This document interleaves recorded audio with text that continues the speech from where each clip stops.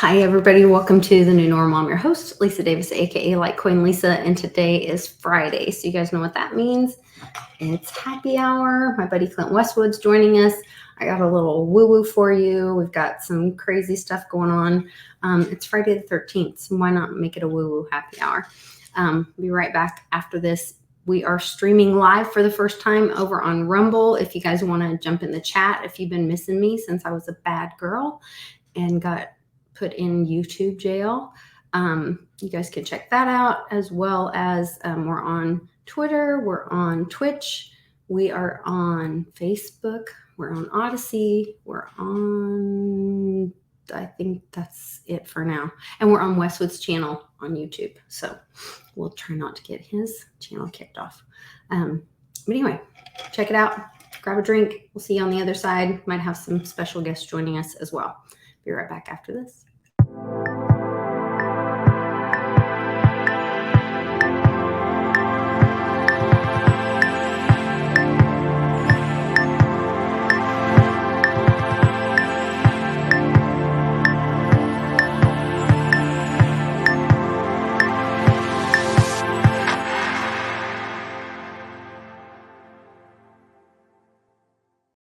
Happy Friday. Happy Friday the 13th. Yes. And Public said it's the third Friday the 13th of the year. No wonder it was such a good day. 3, right? Westwood. Westwood. Got to do the Westwood sign. Westwood. It is. What are you, dyslexic? Ridiculous. You see my fingers? He says I thought it was Your like fingies? this. Yeah, it's like this. Oh, I said it the right way. Fingies, you did. Fingies. Mm-hmm. Ease. Oh, goodness. I said it the right way. It's been hot. It's been hot down there. Fingies. Yes, yeah. Fingies. 0 risk, 0 reward on Twitter. That's right. Cool dude. Hey, so I have something else. I don't know if this is good or bad for, so there's a thing on StreamYard they just added. You guys let us know in the comments. Do you like this or not? Hey, we got 7. Hey, there's 7 people in the chat. I don't know what that means, but I show 15. Oh no, I show 15 comments. Okay. And 8 people watching. We got chatty people. So I love it. Excited to have all of you guys so far. I'll give shout outs in a minute, but look at this new feature.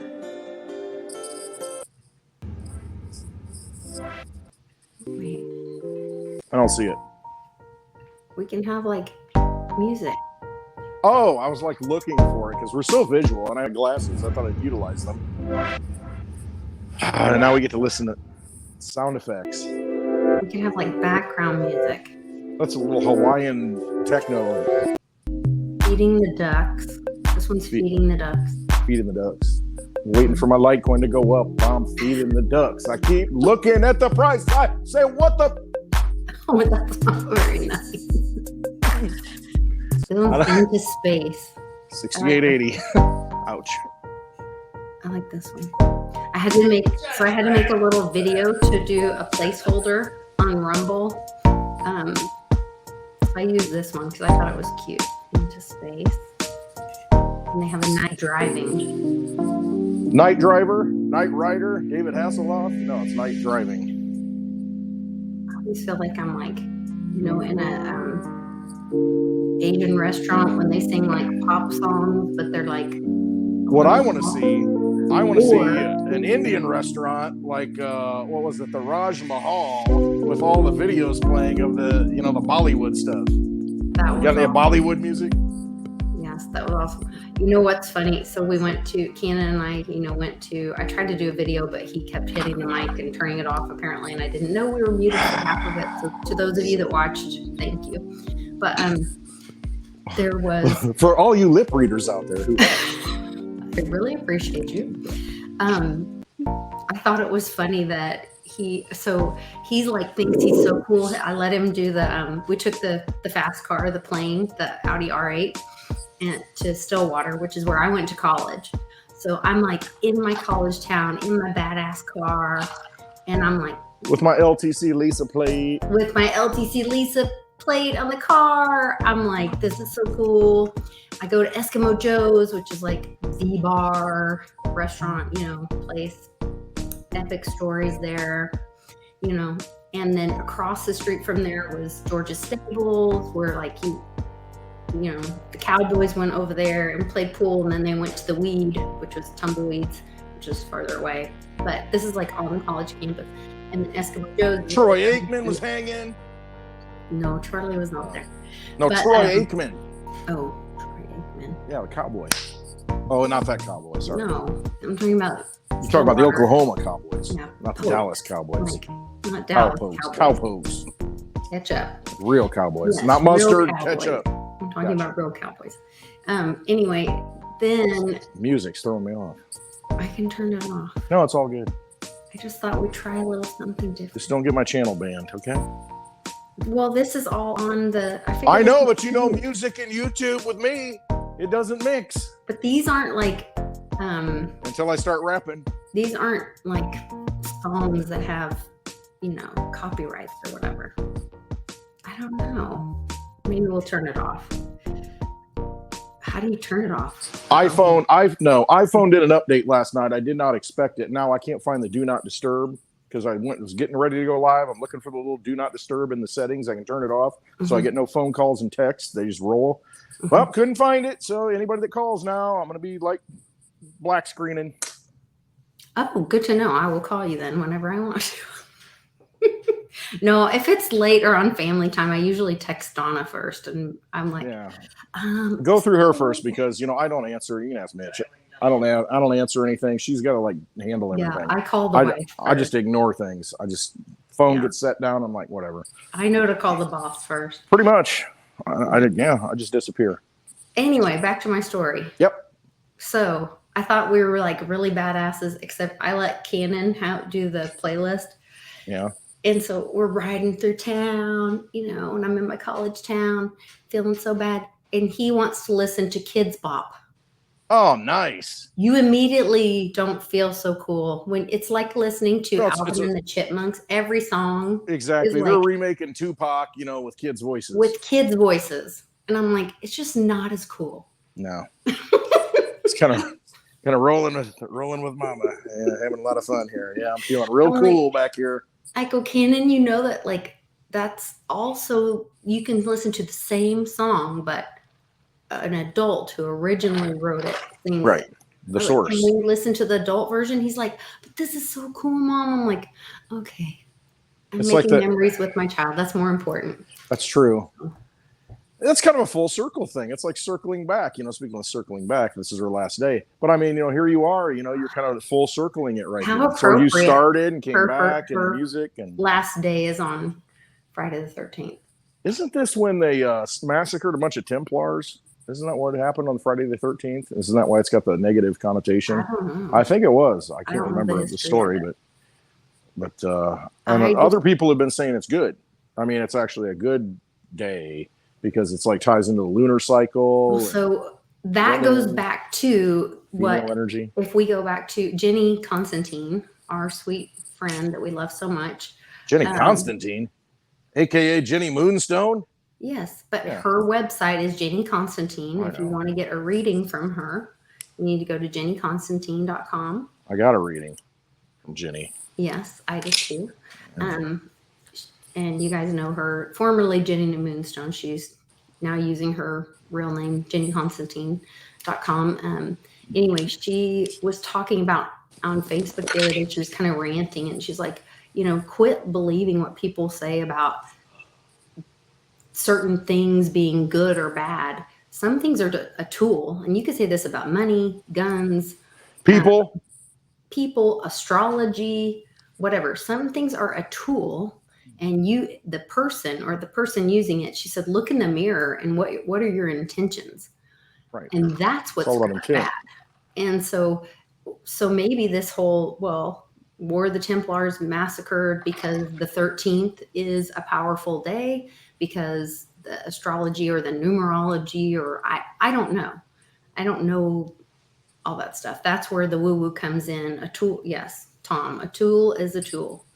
And sometimes that can be applied to people. A tool That's what I is a said. People tool too. is just a tool. Yes. Um, Tool in the toolbox. Just another we don't tool. have to talk about my ex. In the DC toolbox. Anyway. Anyway, but I'm Cue the music. Anyway, cue the music.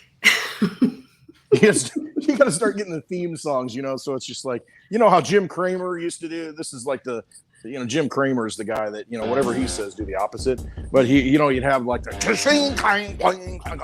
and all the crap, on CNBC or whatever he's on. He would have, like the sound effects and all that garbage. I don't have all that. Yeah, I'm not that fancy. Well, you know what? We could work on that, and I don't need another job. I know, right? You got enough going on. I'm like, I popped into your chat last night, and I'm just like, okay, I watched for a little bit, and then I'm out. I'm like, where do you find the time to do all this stuff? It's like, you can barely get me on happy hour. You can barely get me to put out a tweet nowadays. That's where I'm at. That's because these are my magical internet friends. I had a call with someone today that was sharing something that they found that may be something I share with the community. I don't know yet. I'm going to do some research on it first. But he's like, okay, so how many hours do you put into this? Swing it. And I don't know if I should even share the tweet or the message that just was texted to me. How many hours do you put into the spaces on a Friday night? Depends. Yeah. Until I pass out. It depends if, it depends if someone's snoring or not. I gotcha. Gotcha. Litecoin Lisa does not like distractions and interruptions and things that. This is why I have night. to turn my phone off. Yeah. Mm-hmm. And coffee at 5 a.m. Superstitions are a way to hold you back. Good point, Daddy-O. I do want to talk about this. So I see a lot of these promoted tweets, and you guys, especially if you're on my Patreon, you get to hear about a lot of that. And I talk about it on Woo Woo Wednesday some, and I share some of this stuff with one of my friends, Don D, and he's kind of a decoder in the. Can you help a brother out? I'm like, look at this. I mean, the ice went so quick, and it's like a block in there. I don't think it melted and froze again. So fill it up with ice. I got drinks. I have a friend that. Thank you. Magic Mitch back here. Mitchy's Motivational Monday. He's getting bar backing right now. Yeah, we're gonna be bar hopping. Following Mitchy's Motivational Monday. Here is a little example of his YouTube. He gets Westwood motivated to do happy hour because he's getting some ice on Monday after we DGen you on Friday. Yeah. Oh, DJ. Yep. Thanks for the shout out. He says. Thank you. And you Magic guys can Mitch. meet him in June. June 17th. All right, let's get that out of the way. I know I'm distracting you, and you got shit. You were just over stuff you want to say. You know what? Well, it is on my channel this week. So you know what? Oh well, host away. I'm hosting away. Sir. All right. I love y'all. Have a great weekend. Drink it. No. Thank you. Hey, shout out to my friend Omar really quick. Oh wait, I'm pointing the wrong way. For my new icon, right there. And he also did a new header for my YouTube channel, and I got to pay him in Litecoin. So, very nice. Cheers. Big shout out to Omar from the Veritasium DAO. Very talented Sam's Club. individual. Thank you. If you guys Omar, give us a thumbs up on big this shout out video. Way to go, brother. Appreciate it. Anyway, what were we talking about? I don't even know. It doesn't even matter. It's happy hour. That's what we do. We just ramble on. We talk about all these. No, I just started. It's hot out. It's like I didn't eat much. So I'll be in trouble. The drinking bone is connected to the smoking bone. So anyway, June 17th. Yeah. June 17th. We have a date. June 17th. That is a Friday, right, Lisa? Can you look that up? Make sure that's Friday. June 17th. 17. No, you're just the person I love to harass. Mm-hmm. I'm going to drag you here this time. Yes. No, wait. That's dragging you to Peoria. Oh, it's my turn, huh? Yep. It's your turn. Dragging you here. Not going to Oklahoma City. Not going to Texas. Not going to Florida. Going to Peoria. Yes, I'm staying at a lovely 2-bedroom right off the square. Right off the square in the lovely small town that we won't mention. That we won't mention, but We I won't am mention. going to be in Peoria on the 17th, and I'm super excited about it. And I thought about I might come up there and do like a Pre-game. pre-game, pre-video, I'm gonna pre-walkthrough. I don't have it set yet. I don't have the location set. I got a problem with myself. Why? Because I got 2 new dogs that I'm training, and I work during the day, and I got all this bull crap I got to do. But I'll get it Those done. dogs better be doing some tricks by the time we get there. They'll be bringing me a Busch Light. That's what they'll be doing. And they better be able to pour a drink. There he goes. Full-time babysitter. And there we go. And there I we can go. still hear you though. Just Well, that's good. Son of a biscuit. There we go. I'm back. No, you're not. Okay. Yeah, Sure. Yes, I am. No, they're going to be doing all kinds of tricks. I'm going to start doing tricks so I can buy more Litecoin, actually, because it's so cheap. Yeah, it's a hell of a deal. Start juggling. No, June 17th. Don't have the exact location yet. It will be in Peoria, Illinois. So just book your tickets. I know people that have booked tickets from Philadelphia, from Florida, from North Carolina already, California already. I mean, there are a lot of people who are going to show up. They don't even know what they're coming into. They have no idea. And just down the road, somebody's coming up. So yeah, Litecoin is $69. $69. Reverse that, it's $69. It's like the yin and the yang. It's a hella deal.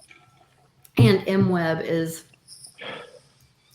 rolling out. I changed my Twitter profile today. I put the MWeb after Clint Westwood. I have never changed anything on that. It's always Clint Westwood, and I got my image that I always keep up there of JFK's grave. You know, the eternal flame looks like a Q. Yes. But I put the MWeb after it because it's such an important thing, especially after what we saw the last 2 days, to where a stable coin actually did what it was supposed to do. It was stable to the US dollar, so it's going to zero. And you'll see UST going to zero because it's stable to the US dollar. So it's a precursor of what's going to happen to the dollar. So that's a good lesson of, if you're going to get into crypto, don't get into these coins that they pump on CNBC, like Mike Novogratz, you and Johnny talked about it. Don't get into these things that these venture capitalists promote. Get into sound money for the digital age. Get into something that's been around for over 10 and a half years. It's been running, unstoppable by a government, unstoppable by a central bank. You can send value anytime, 24/7, 365 days of the year, 366 on a leap year. But that's what you need to look at. Litecoin. Yeah, if you guys missed that because I was kicked off of YouTube, I will be uploading anything that I missed this week. I'll upload that on Rumble, and then I'm learning how to do these live video streams. I don't know if I can reuse this stream. Well, do you have it? Rumble? Or if I have to remake a new one every time. I'll probably call Ben tonight and ask him, because does StreamYard give you the opportunity to download the file while you're recording, to where you can have it on your hard drive? Because then you can probably upload it then to whatever platform. Yeah. Are you? Well, yeah. On Odyssey, you're streaming to that, aren't you? Yeah. Okay, so that's archiving all this. So if for some reason, like, your channel goes down, my channel goes down, all the stuff we've done is still on Odyssey. You can go out there and find it. Yeah. I think I've got 17 subscribers on Odyssey, so that's kind of interesting. That's kind of exciting. It is, yeah. I like that number. It's my favorite number. So June 17th, we're going to be in Peoria. I'm 617, Peoria, Illinois. Yeah. Whiskey City. Excited about that. We're drinking a lot of whiskey. Don't know where yet, but we've got it. I've got it narrowed down to 3 places. Would it be helpful if I came up there early and we went and had a talk with that gentleman? If you want to come up here early, I would be happy to have you up here, Litecoin Lisa. Because fuel is very expensive, but we need to secure a location for the public. And you know what? I've got an investment opportunity for you. Just down the road, there's a bar for sale. I don't know. Are you serious? Yes, and you wouldn't. It's an amazing bar. It's just in a location that's very rural, but we could make it a crypto bar. It'd be like a roadhouse. I mean, you'd fall in love with it if you saw it, but I don't know. I know, I don't either. It takes some draw. Maybe we'd have a GoFundMe, and what we can do, we can have the crypto bar, the crypto club, and people can get shares in it or whatever it is. Because I'm telling you, oh man, I freaking love it. It's so rural. Okay. It's like a roadhouse, so you got to have a draw to get people in there. And if we had Litecoin Lisa there, People would come see you. Well, I can't like live at the bar. I know, but we could say you're coming and say, "Oh man, the flight got canceled." That's really sweet. I really doubt that I'm that big of a draw. You can watch me sit around, drink but if whiskey we and booked, smoke cigars. it was always like crypto bar, and you paid in crypto, and we had a crypto ATM there. Right. And you had. It's like a mecca of the Midwest for crypto. Yeah. I mean, heck, there's a hemp hotel in Oklahoma City. Why can't we have a crypto bar somewhere? That's what I'm saying. It'd be the crypto club. And I want to get a big Porky's neon sign out there. So. Why? Well, because it's kind of cool. And, it's all about the, drawing people in, Prostitution. The Litecoin lounge. No. Let's get a big American flag. Let's get some all these flags that I got up here. It doesn't have to be a big Porky's thing. It does not equal prostitution. No. It's not prostitution necessarily. It really isn't. I thought that's what that whole movie was about. No, it's about people having fun. I'm pretty sure I watched it when I was little. And that's what I remember. Huh. Watch it again. What was it, 1982 I don't or want 3? to watch that again. All right. I have things to do. Okay. Mm-hmm. We got Paulie P. Make some deliveries. And the History Channel last night had an amazing documentary about the 4 Horsemen. If you want to watch something, spend your time doing that. Educate yourself. The History Channel also sends out comms. Don't make a face at me like that. I was looking over here, making faces. Make a face at Mitch. Don't make a face at me. That's what I'm doing over here. Litecoin, sound money for the digital age. Mm-hmm. Look into Litecoin. Yeah. You're going to get in trouble. It might be Friday, but don't push me. Don't push. Don't. History Channel. History Channel sends comms as well. So the History Channel did a whole thing about the 4 Horsemen. Did a really cool educational of the apocalypse. Those 4 horsemen. Yes. Okay. Mm-hmm. Pale horse. Yeah, the pale horse was the one about disease, which I think we've been through. Then they did the horsemen about war, which were horse. Just had a big. All these Dems are making bold statements that I can't remember which dumbass. I don't know if it was McCarthy. Did you say demass? Demass. Demass. There's a good word. Yeah. About that America's in a time of war. I'm like, you guys are just making these statements like it's the truth. Meanwhile, in Kiev, we've got the press pool standing around drinking Starbucks. Yeah. And meanwhile, in the U.S., we have food shortages and things happening here. Baby formula shortages, egg shortages, which are engineered. I watched that the other day. It's completely engineered. They said they're not taking orders. There's a huge egg farm conglomerate in the South that there's a big supplier for, the big corporation out of Arkansas, and they're not ordering eggs. They have no orders, so they have to put them in cold storage. So basically, how do you create a shortage? You just don't bring the product onto the shelves. Mm-hmm. Even though there are people trying to produce them. And so you have a twofold effect. You put the people producing them out of business, and you starve the American people at the same time, make them pay a lot for when they can get the things that they need because, it's so scarce. Oh my gosh, shortage of diesel, easiest thing to refine, barely refined, easier than oil. That's a shortage. We don't have enough. Okay. All right. Whatever. You're getting scammed. That's what it comes down to. It's all a scam. Yeah. J-Mac, bless your heart. Oh. I gotta watch the chat. I got all these people who love us. I love them all. I want to hug everybody. Get to Peoria, Illinois on June 17th. I'll give you big hugs for free. Lots of big hugs. Yes, exactly. Bitcoin Trinity. Hegelian dialectic, problem, reaction, solution. That's exactly what they do. Hey, let's create a problem. Let's crash the stable coins. And then Janet Yellen comes out and testifies to Congress and says, well, we really need to regulate stable coins. Okay. Oh, but she said that first. Oh, okay. She said that first. So she knew before it happened. She looked in her crystal ball. Yes. She knew that was happening. Huh. first. But she's so smart, though. You know, she can Janet was predict yelling things. about it first. Yeah. Mhm. I mean, what an incompetent piece of work that is. Yeah. But once again, we keep looking to them, they, to solve the problem that they created. Instead of Sean made such a great statement on Satoshi Sean. Yeah, Satoshi Sean on Yes. World Blockchain Roundtable. That That was he's a good platform. I can't believe more people didn't watch it yesterday. They need to go watch that. Yeah, You definitely posted go it. watch that. I'll find the video. I will start uploading stuff to Rumble, and I'm also on Den Social. If you guys go to Den Social, I'm gonna start a layer LA, and I know I have a southern accent, so I know I say that Liar. incorrect in some parts of America and probably other parts of the world, and probably have an accent in other parts of the world as well. But it's LAIR. Oh, the Layer, lair, like the wolf's like lair. for a dragon, Mhm. because it's based on a blockchain called Dragon Chain, and Which has they're been around really, for a while. yeah, they're really a brilliant group, and it's a DAO structure.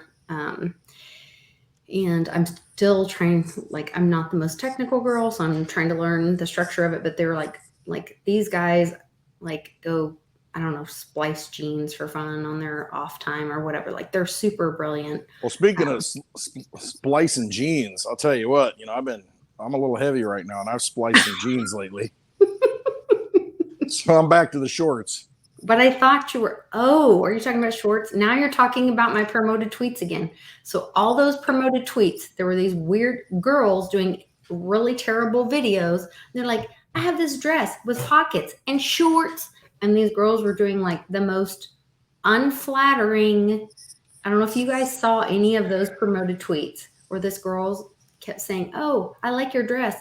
And she's like, yeah, it has pockets and shorts. And she's like lifting her dress up over her head. And then finally, the last one, she turns around and like goes, shorts. It's like, I girls love don't, short. especially You if love girls know short. they're going to be filmed, especially nowadays when everything's so everybody puts a filter on everything, or at least the young girls do, and do all that kind of stuff. They don't act like that. And so I was like, somebody's shorting something. I don't know what this means. I tried to break down the video, but I don't have that much knowledge about, like, they were saying something was long and then they said something cold. I knew it was Mother's Day. It was a mom's special mom. Well, then I got this, and I posted on the World Blockchain Roundtable and on another video that we did where I was like, and I sent it to Bix and I was like, what is this MOM? And he's like, it means month over month reports. These are these mom reports. They came out the week after Mother's Day, which was this past week. All these mom reports, month over month reports, all these financial reports came out this last month or this last week. And they are just showing like destruction of the dollar all over the world and in all these different markets. And then this short thing happened. And then Bix does a great job explaining the Luna Ponzi and what happened with that, how this Duquan guy got greedy and kind of dumb, I guess. Hubris is a useful tool. But I mean, you look at the pride he had, like, oh, everything's going to go to zero. 95% of the coins, this is like last week, 95% of the coins are going to go to zero. And it's funny to watch them. It's funny to watch them collapse. Like, okay, yeah, it's funny, isn't it? Now that people are showing up to your house, you prideful little thing. No, I think it's horrible. But then the guys on Den Social, when we were talking, doing the roundtable, they were like, it could have, but at the same time, when you think like the bad guys are in control and that's why this is happening, it could have been so much worse because this same scenario could have happened with the Facebook coin, with Libra. Right. It was set to roll out. It was got blocked. It was in everybody's phone. It was in everybody's pocket. It was ready to roll. But why didn't it? Enjoy the show. I mean, I over and over believe that we're being shown what was going to happen, but in a although it's still painful, although the dollar still has to die, I think that we're being shown what was going to happen. This, my brother-in-law that just passed away, was from Finland. And so I have a little, very small, because they don't talk about much of anything, but their feelings least of most. But he talked about, and he was in the military in Finland, because they are required to, which I think is a great idea. I think Switzerland does that too. Don't you have to have 2 years of military service? They all I don't have it know. I done. know that Finland does that, and I think it's a Yeah. great idea for, gives young men time to mature as well as serve their country. Like, why wouldn't you do that anyway? And then it pays for their college, like, and then you don't have student loans. Like, why wouldn't we do that? That seems like a great idea. But anyway, some things we could learn from other countries. So he was talking about, he always talked about how they hated Russians and all this. And then I'm hearing all this noise about, oh, they're going to join NATO and, what that would mean. None of this kind of makes sense to me. And so I think it's more of these veiled threats or noise, maybe, or possibilities of, we're really like, we're so physically far away and we're just being fed information that may or may not be true and pictures and you know what I mean? Like, we don't have a clue what's going on really over there. It's like, No, we're we really getting don't. I heard love letters from someone. You know what I mean? written with a calligraphy pen, all beautiful Right. and nice and prettied up. I heard today, I don't know if this is true, maybe somebody can verify it. I don't want to spread FUD, but that Russia was going to cut off Finland's energy supplies if they joined I NATO. heard that too. Yeah. I don't know. But the thing is, they can do that. The ruble has strengthened since sanctions have been put on because the ruble's actually backed by gold and natural gas and oil. So you got to think that, in a great reset, what happens? The people who have the assets win. That's really what it comes down to. What did Gerald Celente always say? The golden rule is he who has the gold makes the rules. And it's those things, those tangible assets that you have, if a country has those things instead of fluff, then those are the ones that are going to survive the reset. And if you look at the United States, if the good guys are in control, we're fine. Because as Bick says, we got all the gold in the world.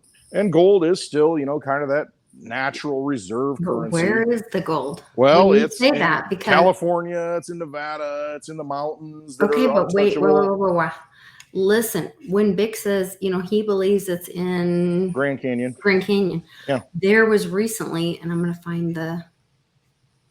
I say buy Litecoin because we're in a digital age. You need sound money for the digital age. If you can hold Litecoin, which is a finite asset, that will not go to zero. And if it does go to zero, I will buy every Litecoin from every one of you. So I'm the buyer of last resort. Just saying. I'll give you a penny for it. Yeah, Litecoin would never go to zero. But there was. If it does, I'll give you a penny for everyone that you have. I'm good. There was a article that said. Hello, daughter. My daughter just qualified again for state and pole vault. She is going to state next Friday. Yep. Lisa says congratulations. Thank you. Oh, I'm so proud of her. She is amazing. Where's the little dog? She is secret feed. You gonna bring her in? Yeah. Okay, after you take her in? Yep. Okay, thank you. You get to meet the little dog very soon. Oh, Luck. You got her? She going in? Make sure that the gate is shut and the curtain hanging is on the opposite side. Hey, that bowl over there that Tilly dragged over there, can you bring it over here and put some water in it and put it down because there's water all over? So what I was trying to find, and I cannot find now, was an article about a. Oh my God. She spilled it everywhere.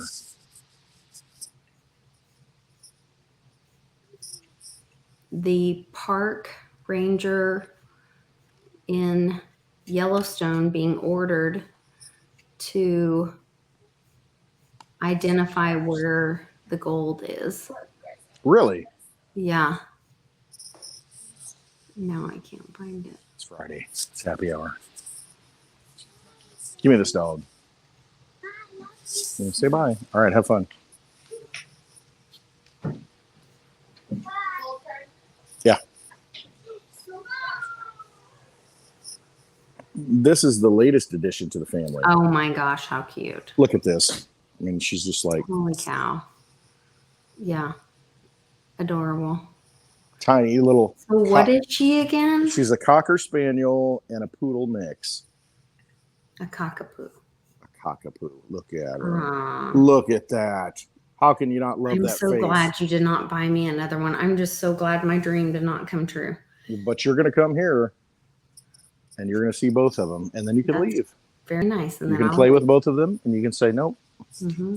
Westwood, instead of 2 white dogs, 2 Malteses, he has 2 black dogs, and those black dogs stay with him. Aunt Lisa can come play with them and then leave. Right, like a good little aunt, and I can leave. Mm-hmm. And it went out. Yeah, this one's a cutie. She's such a little stinker. Mm-hmm. Yeah. So what are we looking for? I'm trying to find the thing about this. Why is that missing? I know I retweeted it. Hey, yesterday with Johnny, you were talking about the Titanic. It was J.P. Morgan, the guy that did not take the Titanic. You know, did not get on it. You knew who it was. Well, I know. I'm like screaming. And then I'm like, but J.P. Morgan actually had interest in White Star Lines, which was the company that built the Titanic. But he did not get on the Titanic when he was supposed to get on for, an excuse, whatever reason. But it took out John Jacob Astor, who his great-grandfather, John Jacob Astor, was the guy that, came over and was responsible for the big fur trade and beaver hats and, all over Europe. And he was the richest man in America at one point. He got taken out in the Titanic.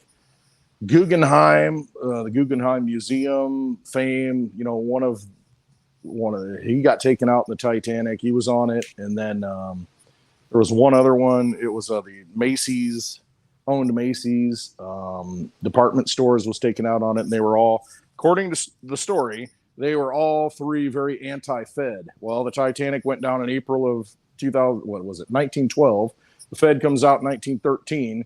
So you had a lot of big money that was unavailable to fight the Fed at that point, or the creation of the Fed, because they sank in the Titanic. So it would have been like locked up in probate or whatever, even if they're. Well, they could have fought it. I mean, you had a lot of big money, New York money. Right. I mean, they all came from New York. Like children or whatever believed or had been trained or believed what they did. Exactly. And would so, have been locked up in right. probate or Exactly. whatever. So they didn't have, full control. It's like a king, like his first year as a king. It's like, okay, everybody else is doing all these things. I don't really know who to attack. You know what I mean? But they had the ability at that time, the power and the reputation and the control of the money at the time to probably stop it from happening.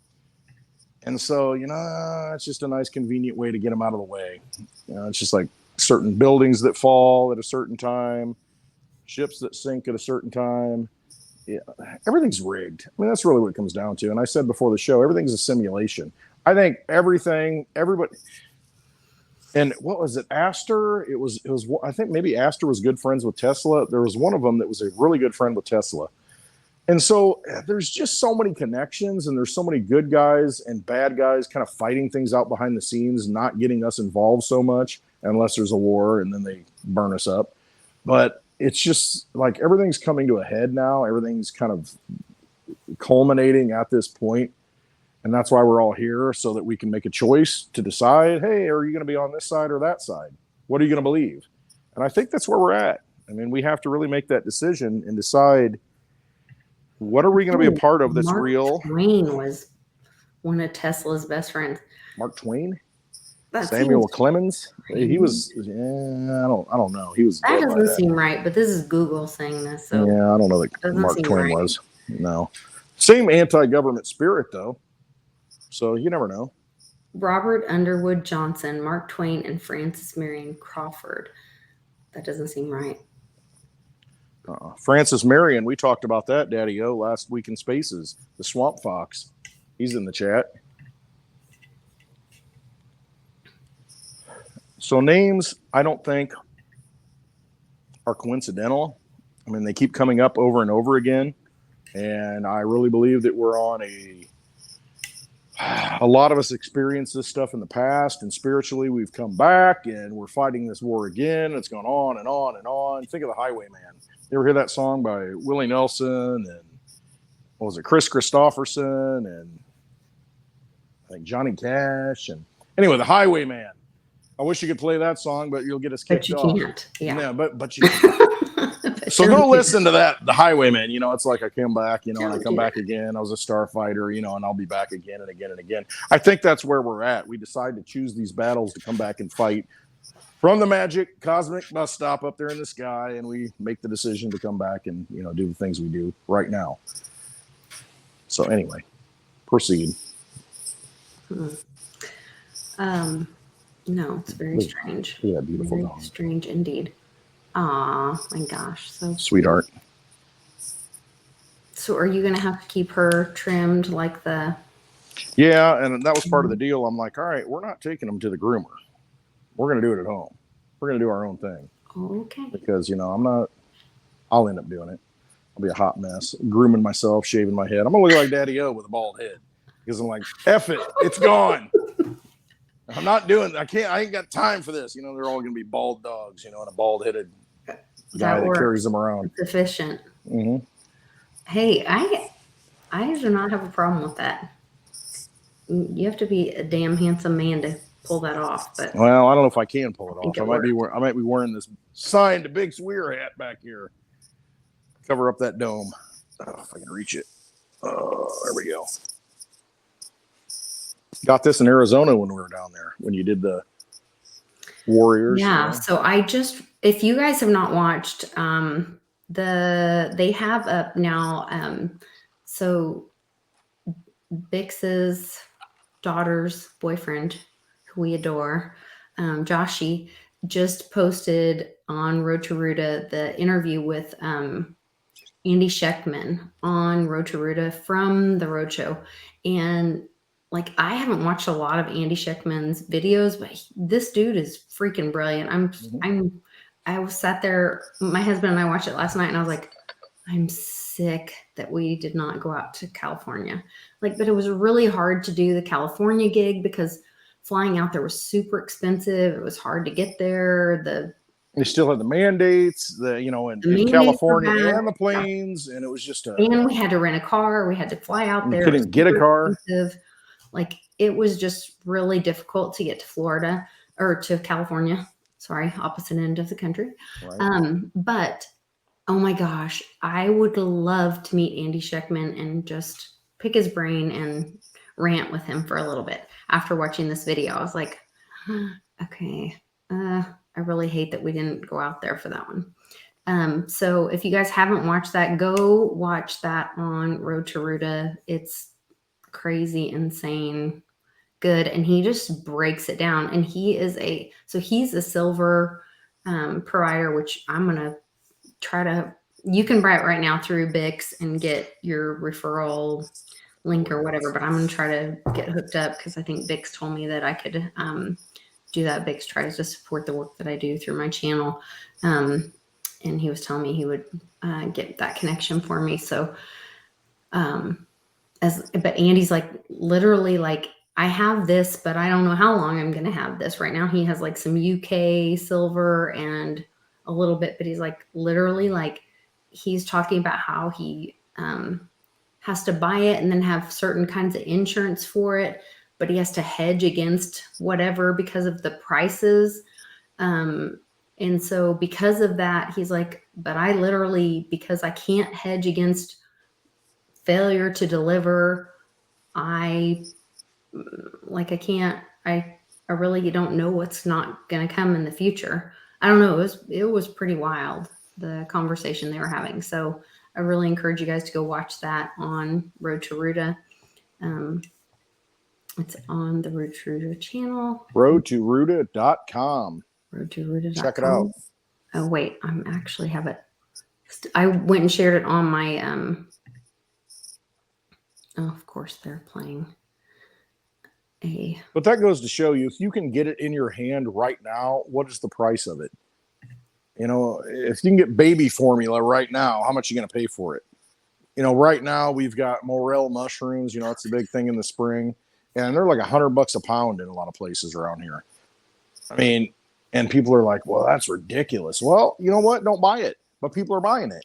So if you want something and that's inflation. I mean, that's your dollar not worth anything anymore. That's really what it comes down to. So if you can get what you want now, you might want to get it.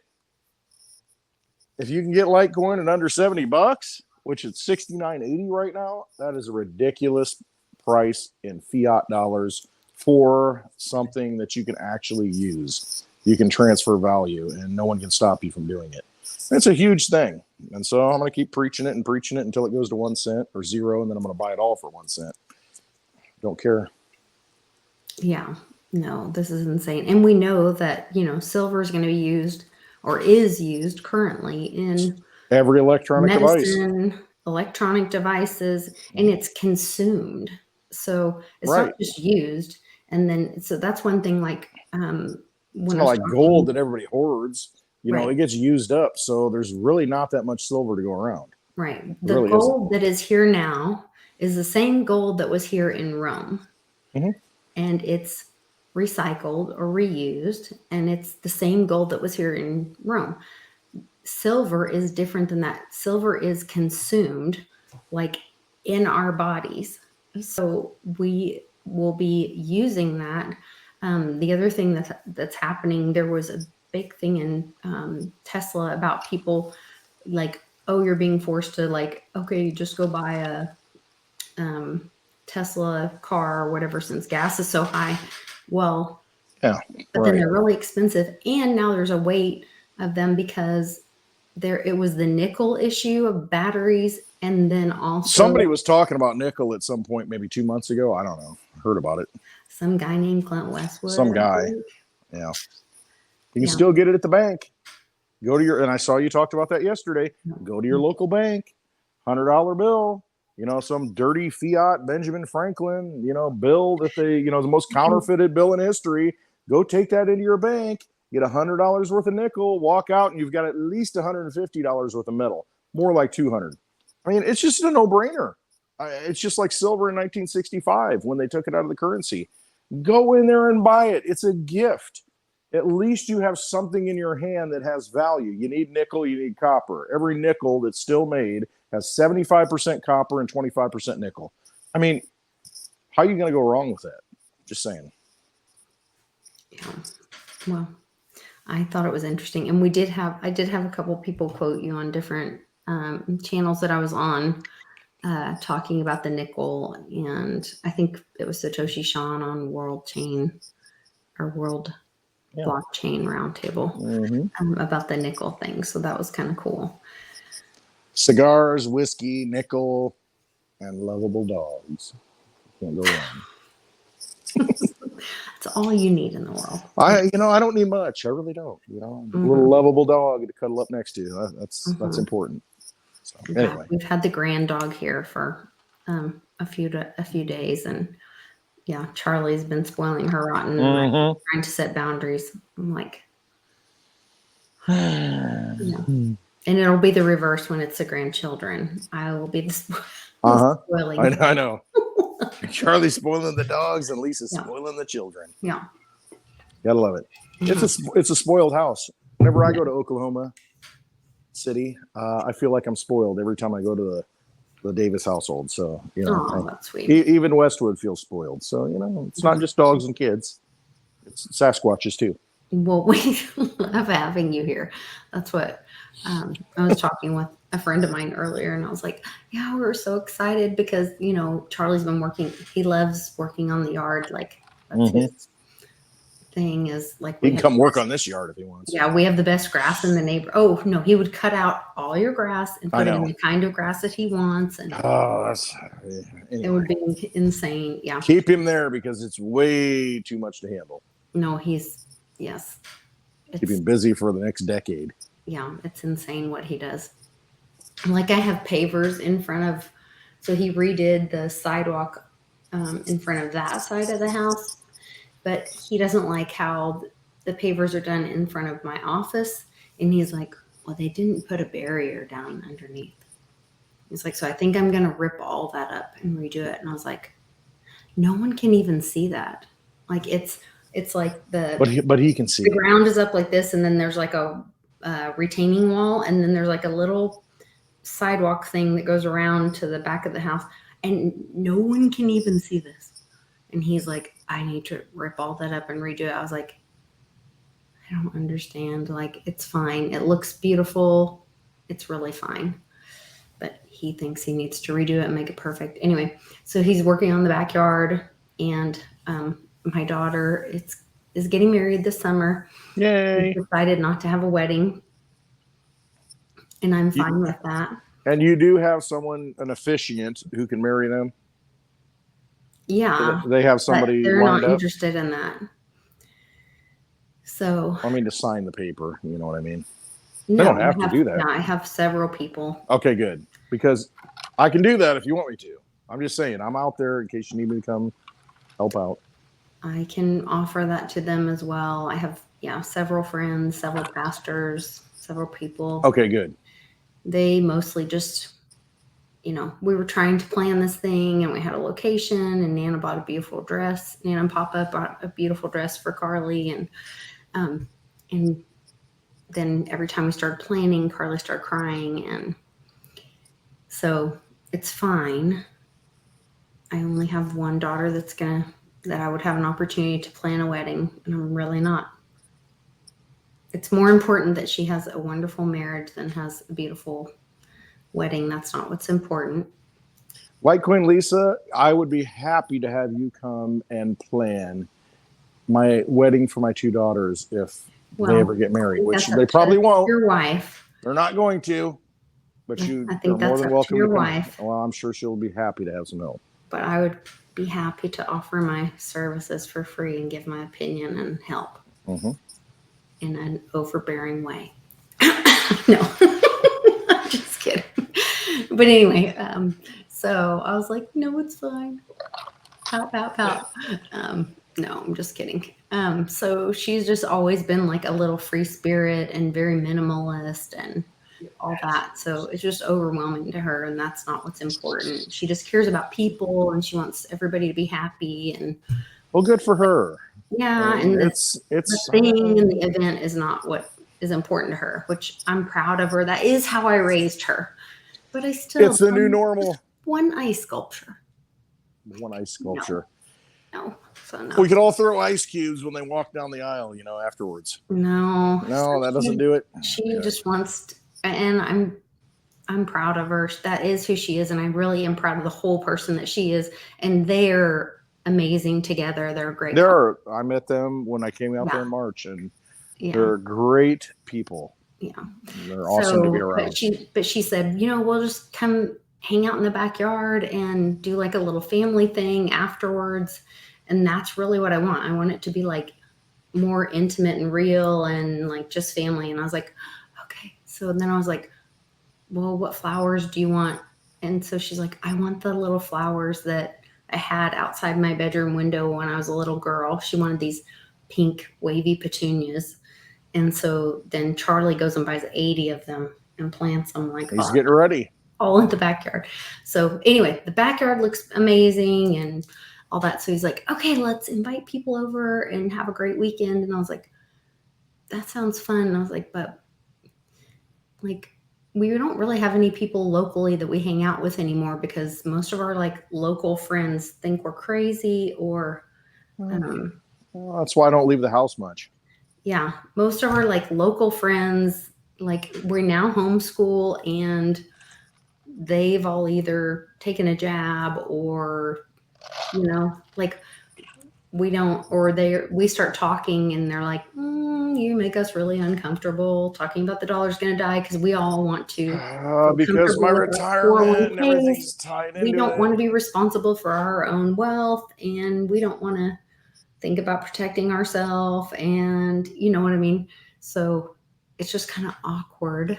So our magical internet friends are really are. We could have a virtual wedding. We could have a happy hour wedding. Yeah. You know, I don't know. Well, for me, it's about the kids. So they can do If they're happy, them and they're happy and they have their friends and yep. that. So I just told her, like, okay, whatever. I'll do like a little shower and have Nana and my sister and,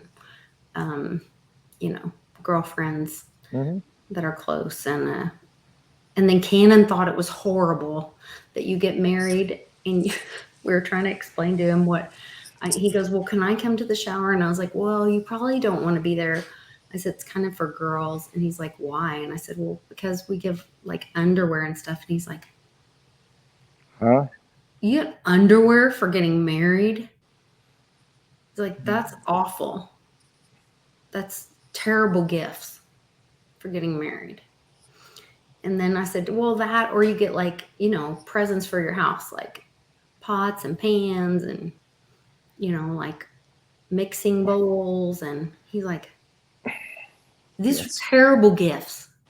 Yeah, exactly. He's like, you should let me pick presents for them. Well, he might be onto something. So underwear and presents for your kitchen are terrible gifts for getting married. And I was like, well, Nana gave me Litecoin when I got married. He's like, that's way better. He's like, well, there you go. He's like, those are terrible gifts. Yeah. Here's my registry. So and then you put up a QR code. That's it. Yeah. I thought it was. We're done. We're done here. Yeah. So Cannon's the smartest boy in the room. Litecoin is the best gift for. It's sound money for the digital age. It is the right coin as a means of exchange. Cheers to that. That's a Bix Weirism. Litecoin is the right coin as a means of exchange. It's also the best wedding gift because it will not only. It's great for wedding gifts too. Last them over time. It will red pill them or orange pill them or blue pill them. Silver pill them. Silver pill them. Whatever color of pill. You're gonna have so many pills. You're gonna have so many pills. You're not gonna need any more pills. The rest of your marriage. Yeah. Oh, hey, I want to give a big shout out to AJ Greer. He sent me the most beautiful gift today. It's a Lucio Peled. It was probably better than a Lucio Paletti. Wow. To be honest. And this was thanks to Bix and Amy Weir, I found out. Why is it not? It's also not showing up on my Twitter feed, which is super weird. Something's wrong. You think? Why is that not showing up? So I totally tweeted this out and said, thank you. And I posted it. And it is not on the, oh, there it is. Okay. That was, you guys know me. I'm 3 hour energy. Cranky about it. So look at this, how beautiful this is. So Bix and Amy helped pick out what picture. And this is actually the picture that, so I take this picture and I don't put my face, but I just use Mia's face as my wallpaper on my phone.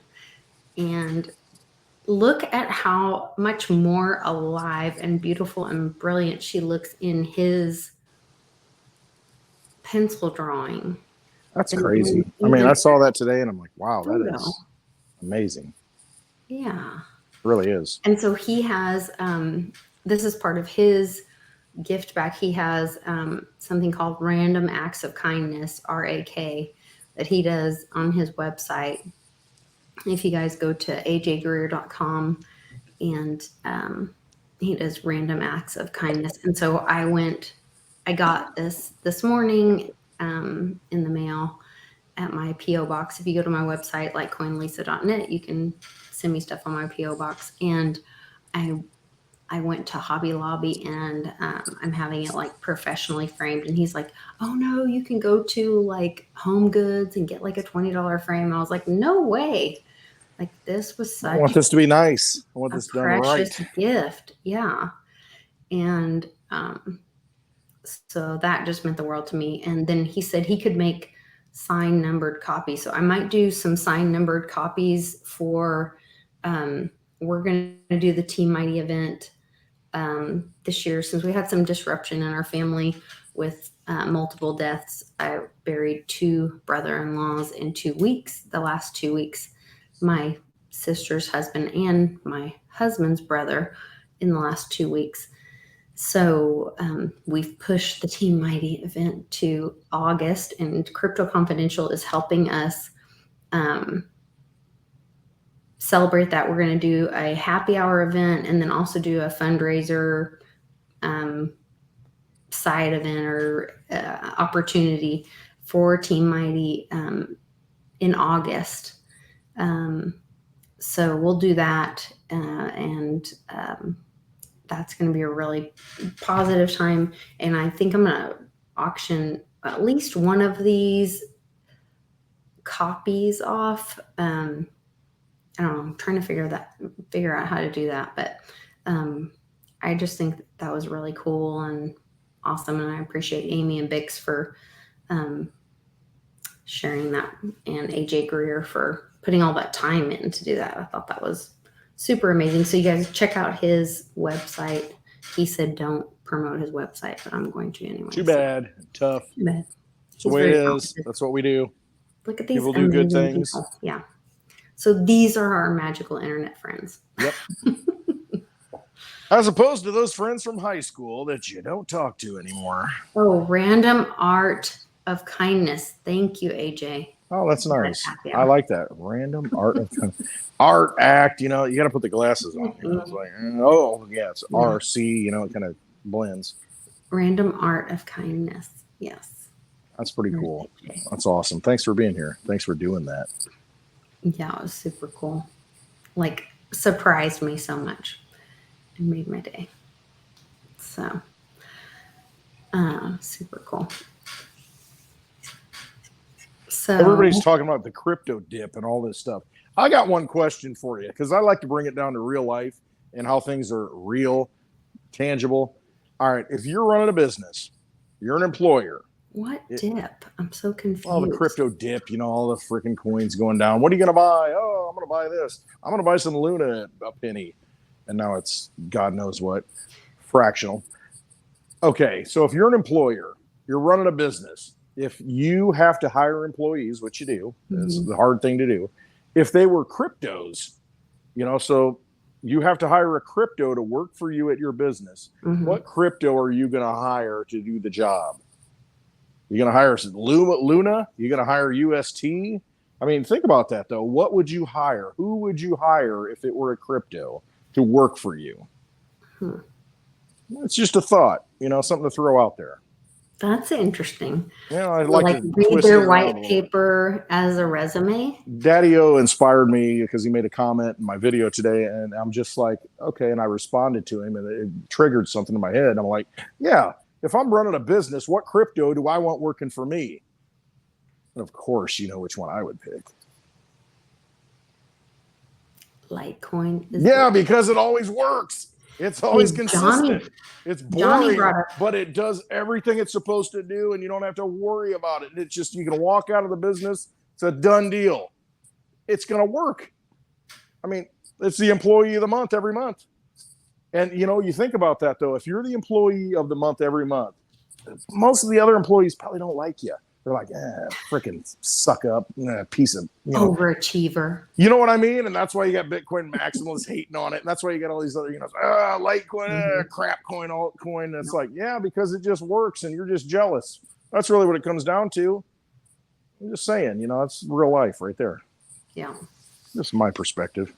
Blind Dave brings up a good point. He says, depends on the job. Some do different tasks. Right, exactly. It depends if you're in a strip club, versus, an actual, yeah. I mean, I don't think that was his point, but. No, but it depends on the business. But if you want something that just works and does the job and you don't have to worry about it and put it on autopilot and just walk out and go golfing, go have a cigar, go have a drink at lunch.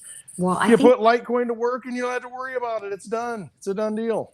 Well, I think Johnny brought up a great point with what's going on right now, whether and how regulations come or not, that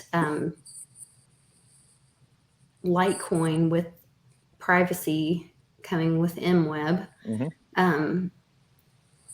is going to be one of the last ways that people can legally buy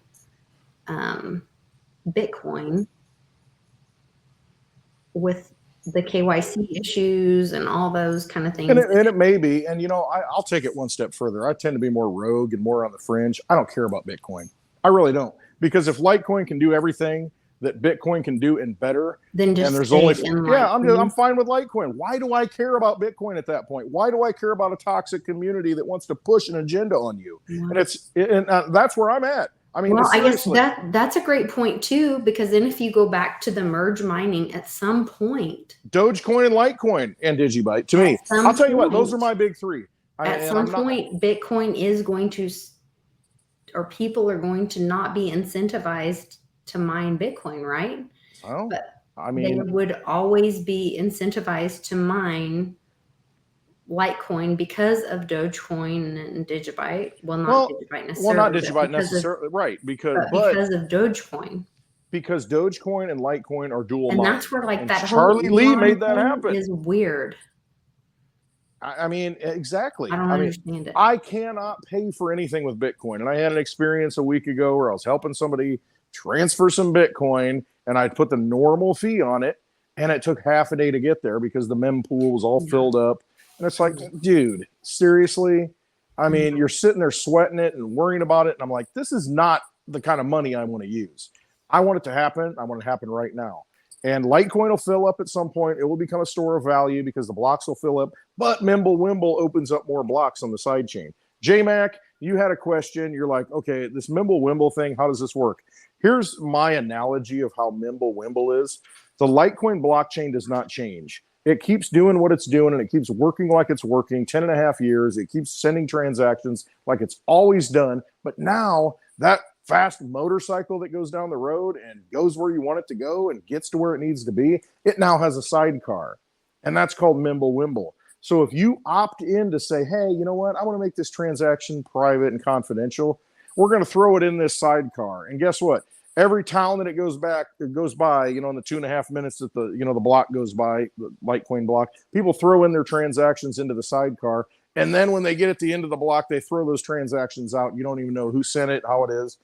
And it does not slow down the blockchain. It just gives it a little more space to that motorcycle that's always going down the road. You just attach a sidecar to it, comes out with every block. You can choose to opt into the Mimblewimble sidecar if you want to, and it gets all kind of mixed up and blown around in there, and then it gets where it needs to go. So it's still your Litecoin. It's not one of those transactions where everybody's got to opt into it. No, you can opt in to send it via Mimblewimble. It gets there. You can say, no, I don't care. You can be the receiver. It doesn't matter. And that's the beauty of what has been done here. And that's why Charlie Lee is so forward thinking and has envisioned a sound form of money for the digital age. No one else has done that. Litecoin is liquid. It's on every exchange, every ATM. Anybody can go get it. Anybody can use it. It's on every exchange. And now you've got the ability to opt in and say, you know what? I don't want anybody to know where it came from. I don't want to know anybody to know how much it is. Let's put it in this side block that goes along with every block that gets mined on the Litecoin network and just move forward. People realize that. When they realize that, May 19th, when it's fully implemented and activated, it's a showstopper, absolute showstopper. It's the best form of money out there, the best form of digital money, better than Bitcoin can ever be unless they implement it. But even then, they've got slower block times. I mean, it is just a better form of money.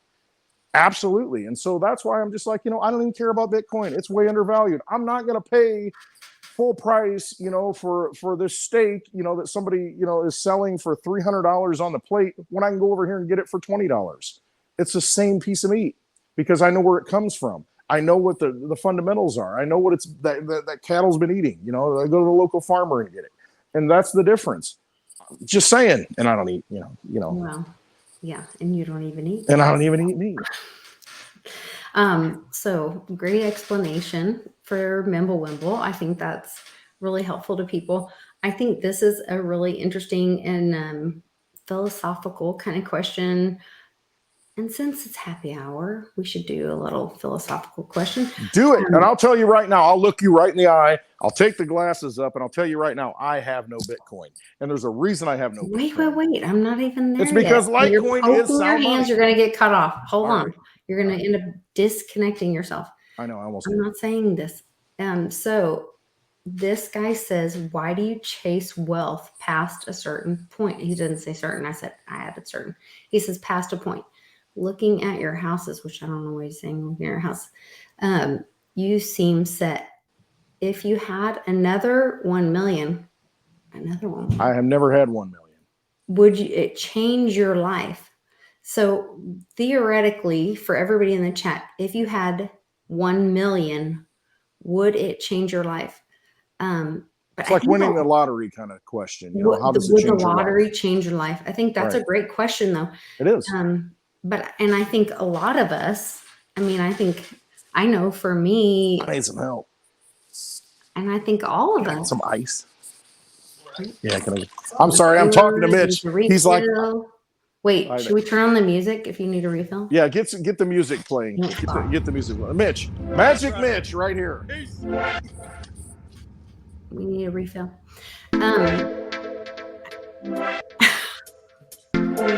Refill music. So I'll wait to the poll.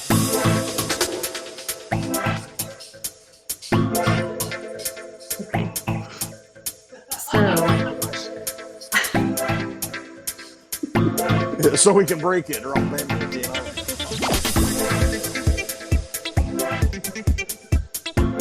Look at this.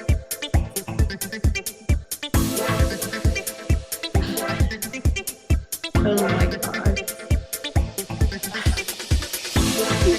Oh man, I need another one of these too. Okay. Sorry. So back to the question.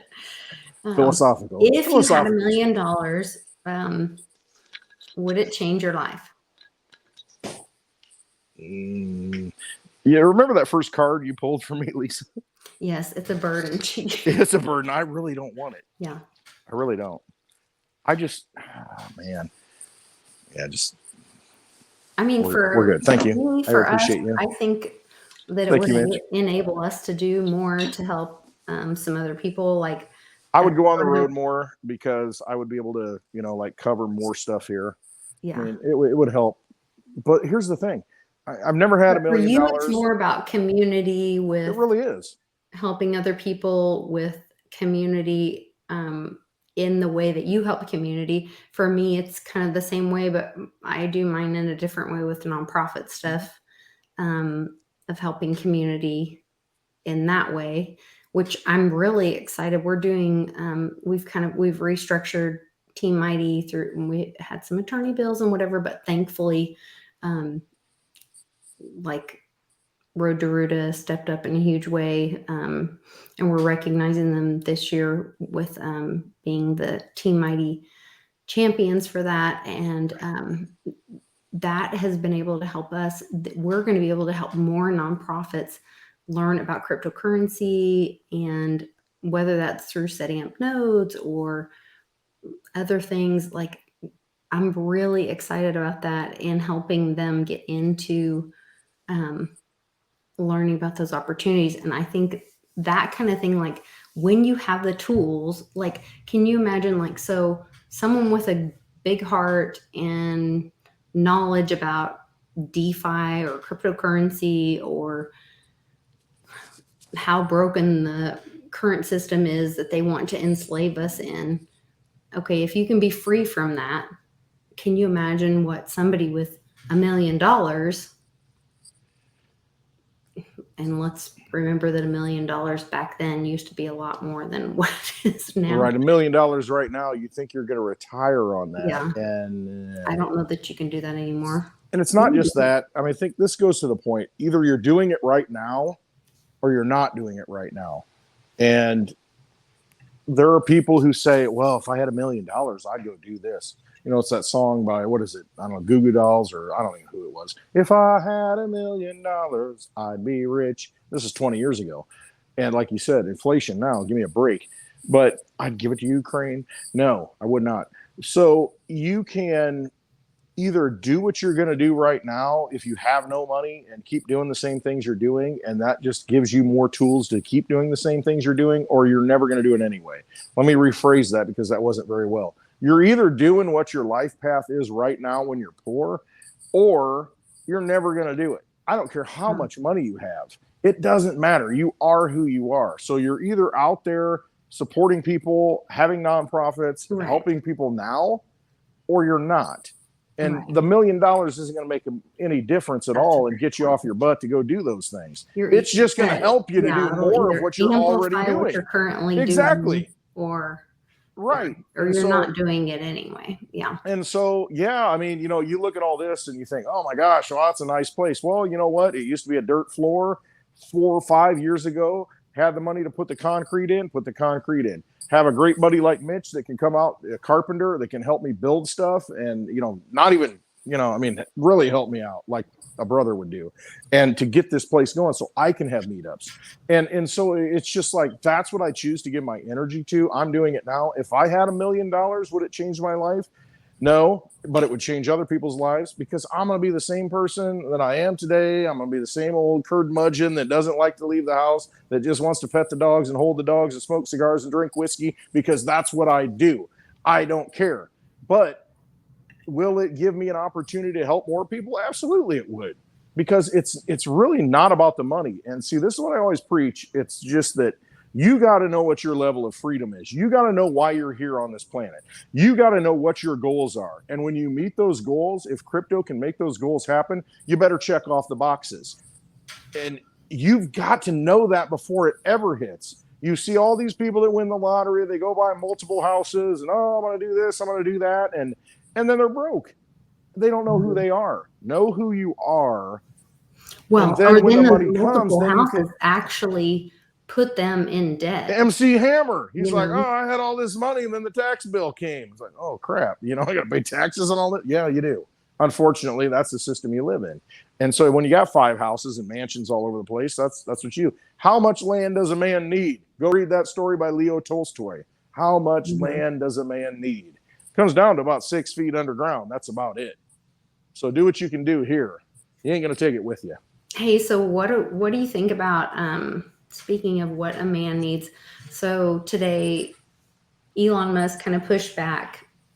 Is he doing the art of the deal where he's like, oh, we got to put a hold on this because I think so. What about these fake accounts on Twitter?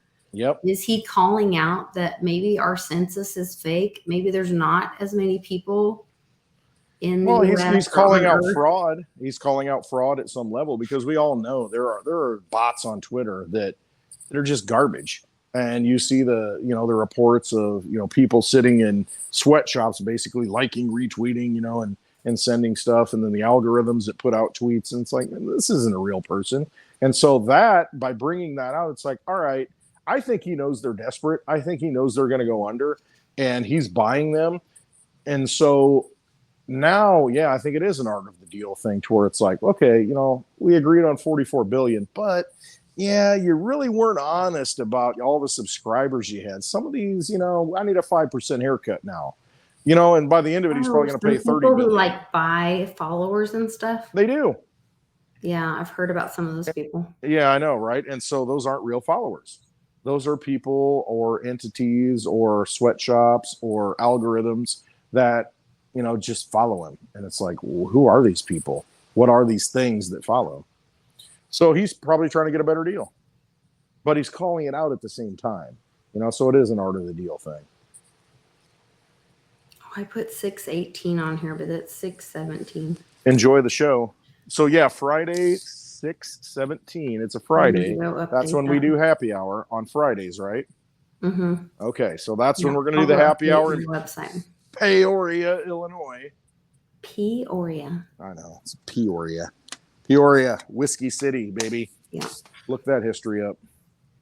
So we're going to be drinking whiskey in Whiskey City. Even Litecoin Lisa agreed she's going to have a little bit of whiskey in Whiskey City. I'll have a swig. Just a little swig. Have a little swig. Give a little swig.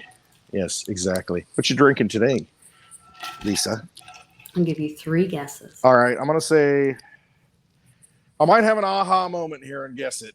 I'm going to say it's probably Tito's vodka. You're correct, I sir. am. You're going to be drinking maybe a little AHA. You still drinking AHA? You're correct, sir. All right. When you come to Peoria, Illinois, you're going to have some right here. This bottle. Watch this. I'm going to stretch. I can't do it. Stand by. Oh, I got Mitch. Mitch has got my back. You got Here's my bar Magical back. Mitch. Look at that. Peoria, Illinois on the bottle. This is gin distilled with organic grains from Illinois. It's really good gin. Oh, grains. I can have grains. Yeah. Really good grains. Potato. No potato? Who Vodka? who was making the statement the other day? Was that Uncle Cliff or somebody said something about how like the humans couldn't eat potatoes and then all of a sudden Yeah, it was Cliff. He said all of a sudden, the potatoes which used to be poison happened to just work and become food, and there were 3,000 varieties of it. And then so I am allergic to potato vodka. And now all of a sudden, post the vid, every time I try to like eat, I don't know if anybody else is having this. There are certain foods and things that I try to eat and smell, which I've always, my family called me like super nose because I can smell things. 5 a.m. coffee on the road doesn't work No for you. 5 a.m. coffee. No coffee before 5 a.m. No. So I'm very sensitive to smells, all that. But I cannot take, like, there's certain foods that are just out. Everything smells bad to me. Not everything, but like anything pretty much. Like I used to love onion in any of my food. It all smells weird to me. There's a reason for that, though. Keep going. I'll come back to that. Really? Yep. Then I made scalloped potatoes the other night. Can't eat it. I can't think of what else. There's certain things like I can't eat anymore. It just all smells like chemicals to me. So there's these certain things now since the vid and I'm guessing it's since the vid. I'm putting that on there. I don't know if that's what that is, but it's since the last 6 months to a year. That it's since Florida, so it's since December that I cannot eat certain things without just this horrible chemical smell. My thing is, and this is just my personal experience, I fasted in the past. I mean, I've gone 21 days at least, probably more than that without eating food. I mean, no food, just liquid. I mean, just nutrients, liquid. And drop a bunch of weight, but it's really not about that. It's about reconnecting. Jesus goes out 40 days and fasts, that kind of thing. That's really what it is, because you will call it whatever you want. You will become more spiritually connected if you don't eat food. And then what happens to you when you stop eating that stuff is when you start eating again, your body's like an animal to where, you see dogs are like, and they just won't eat it. They're like, no, I'm not eating that. And you become that way because you're more connected, at a different level to where when you smell certain foods, you're like, oh my God, that's poison. And it is. So when you're in that natural state, when you reset away from all the garbage, all the McDonald's, all the artificial food, right. But you know what I mean? All that stuff that they feed us, when you're away from that, for usually it takes about 2 weeks, really a week is my experience. But if you go 2 weeks, not smoking, not drinking, not doing whatever, and you come back to it and you're like, your body just like, no, I don't want any part of that. I realize it's poison and I don't want anything to do with that. And so you become much more awakened and spiritually connected. You really do. Well, okay, here's the thing with onions. They absorb toxins. So if you're not water. Well, if you're not getting onions directly out of the garden, once you cut those, they start absorbing everything from the environment. So if you're going to like fast food restaurants where it's been chopped up. I'm just at the grocery store, but I mean, I cannot, they're terrible. Well, they probably are. I mean, where are they coming from and what is it? But once you cut it will start absorbing the toxins. It's like a sponge from the atmosphere. Because there's just so much water. That's what they do. I mean, so, when we cut an onion and if we don't use it, we don't throw it out, we don't save it. We just let it sit there in a bowl on the counter so it can absorb the toxins in the atmosphere because it will. I mean, that's what they do. So, I mean, if you're getting onions Yeah, that I have cannot. absorbed toxins, then you're like, you know it. So do you think that there's more toxins right now than ever, or I'm just more sensitive to it right I now? think you're more sensitive. I've seen you becoming more sensitive since I first met you. I mean, So you're Estelle told on me that the path. same thing. Yep. She's like, Lisa, Yep. my No doubt. spirit guide told me that you're going to have to start eating better, whatever. And I was like, I really don't want to hear that. Yeah, I mean, you're going to have, here's what you need. You need organic vodka with organic grains, distilled here right in Illinois.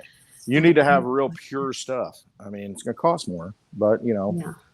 No, I can pretty much eat like even my jambalaya that I used to eat all the time.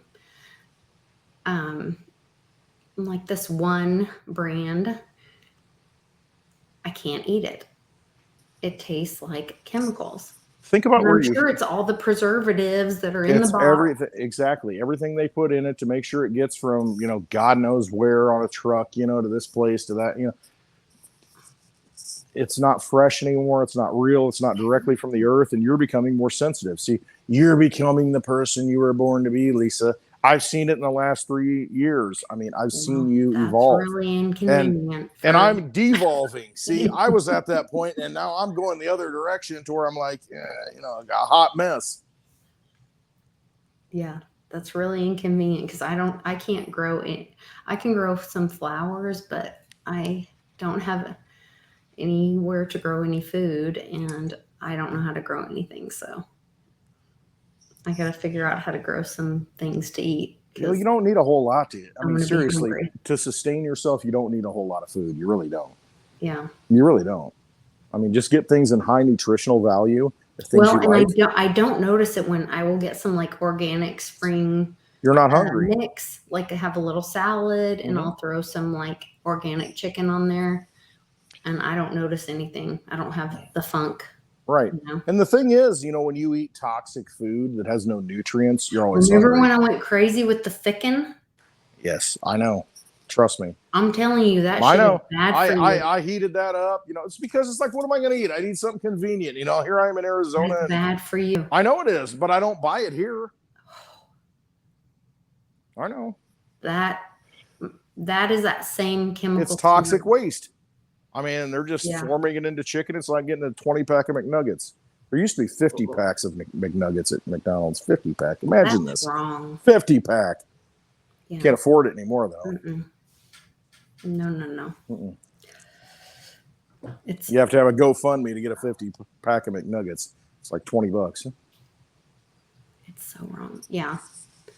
I've got to figure out like I think the whole, and maybe that's why I was introduced to like the whole, because we don't even smoke weed or do any of that. Like, I don't like that feeling. I don't like any of that. We did use kind of the worst feeling, isn't it? And a lot of people like it. I don't like the feeling of all that, but the topical was very helpful when Mia was in pain. Yep. And I've used that on my back. So I understand the healing properties of medical marijuana, and I respect that. And I don't judge anybody else for using it otherwise for themselves. I understand that. It's in the Bible. If people will look into it, there's medicinal healing in the Bible with plants and all that. But there's a lot of those, is it aquaponics? How do they say that? Hydroponics? Yeah, same thing. Something like that. Yeah. And I think that's going to be a way in the future for us to do some people that don't have a lot of land, maybe. Yep. Like Bill Gates. Well, he's probably not here anymore, but who tested positive recently, even though he's fully pricked and boosted. If he doesn't let his children, why would he do it to himself? But that's a way. Water always wins. Water is the essence of life. We're 70% water, 3/4 water. The earth is 3/4 water. All the truth is in front of you. I mean, it's just don't use that fluoridated water because it's not good for you. Yeah. Filter it. Well, the NDAA should be coming out with the water testing soon. That was in the military's NDAA that's supposed to be released to the public soon. So, Well, let me just take it down to the real level. People, I've had this discussion with dentists my whole life. Oh, you need to get the fluoride on your teeth, this and that. And it's like, okay, maybe there is something valuable to that, but why is it in the water? but if you spit it out, Yeah, but you think about this, and even if you don't, it's a limited amount. But when you're drinking it every day, I drink like a freaking horse. I mean, I'll drink a gallon of water easy a day. Now, if I'm drinking fluoridated water, I mean, how am I controlling how much fluoride I'm drinking? I'm not. you're not. Yeah. No, it's going into my organs. It's not topically, just hitting my teeth and, oh, it's good for my teeth.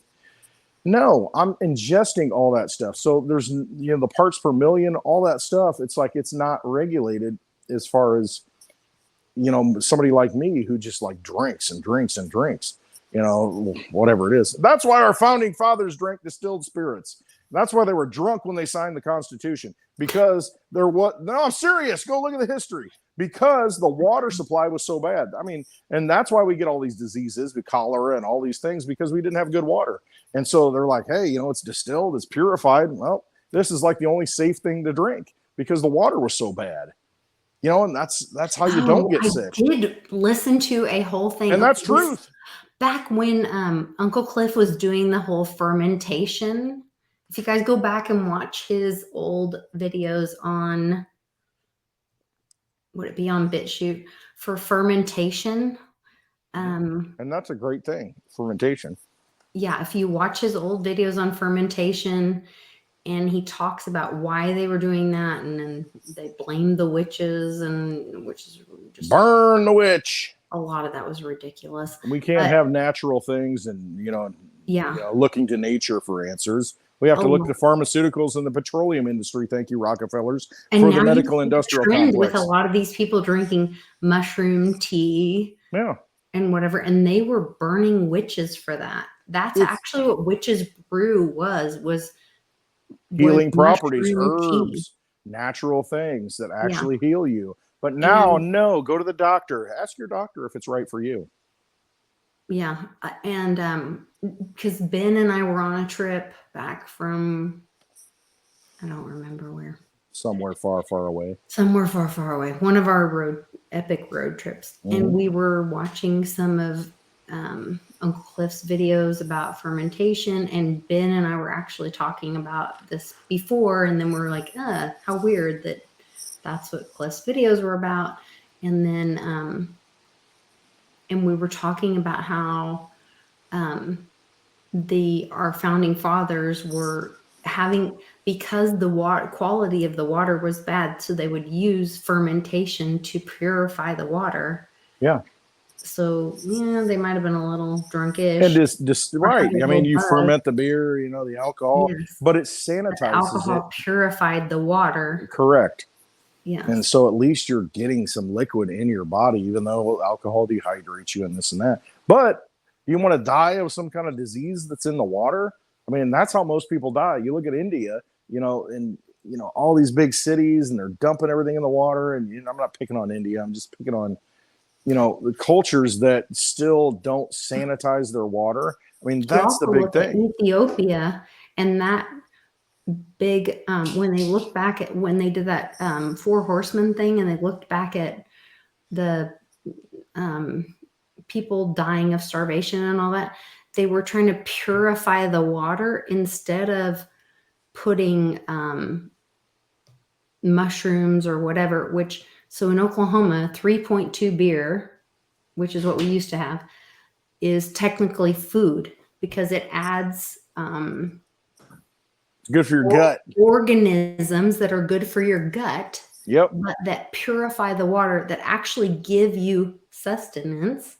Mm-hmm. It makes it technically food in the water. So you could have purified the water and made it a form of food to feed the people. Oh no, we're just going to put fluoride and bleach. No, we've got a and starve them to death with just straight water. right? Because Am I right on that? no, you're absolutely right. Because you look at the fluoridation. It was because some guy, I don't remember his name, went up to Michigan in the early probably 1930s, 40s, and said, "Oh, this is a good thing." What is the fluoride that they put in the water? It's not the natural fluoride. It's a byproduct of the big industry. Is really what it is. And so they needed something. They needed some way to get rid of the waste. Fluoride. It can't be. It has to be something they can make. It's toxic waste is what they're putting in the water supply. That's really what it is, because they need to get rid of this byproduct, make profit. And see, it's not just about profit. That's what people think. Oh, they're just in it to make money. No, it's multifaceted. It's like we are bloodlines, we're royal families, we are vampire families that have been around forever. And we can't let people know that we actually control things. And we are not good leaders. We're actually bad people that do bad things behind the scenes. We still need to be worshipped. So how do we dumb them down? Behind the scenes behind yeah. How do we profit from doing bad things that keep people held down, that keeps them sedated so that they don't fight back against us and realize the power that they have? I mean, that's really what it comes down to. And it really is. And, like you're awakening right now. And I mean, you're like the poster child. You really are. And I say that in a good way, for the awakening, the new normal. Because when you first came into this, you're very innocent. You came out of bad situations. Lose friends and influence people. Right. Exactly. Make that a meme. Glasswalker. We need that. Lose friends and influence people. Exactly. But you have to realize that, the system isn't working for us. The system is keeping us down. And that's why, you travel to all these places. That's why we go to all these places, to meet like-minded people. Because, unfortunately, I mean, the people we went to high school with aren't those people who are awake. It's a small percentage of people. Oh, it's not even the people I went to high school with. It's the people that I live next to. Yeah. I mean, everybody. It's the people that I raised my kids with. I know. It's the people that I like.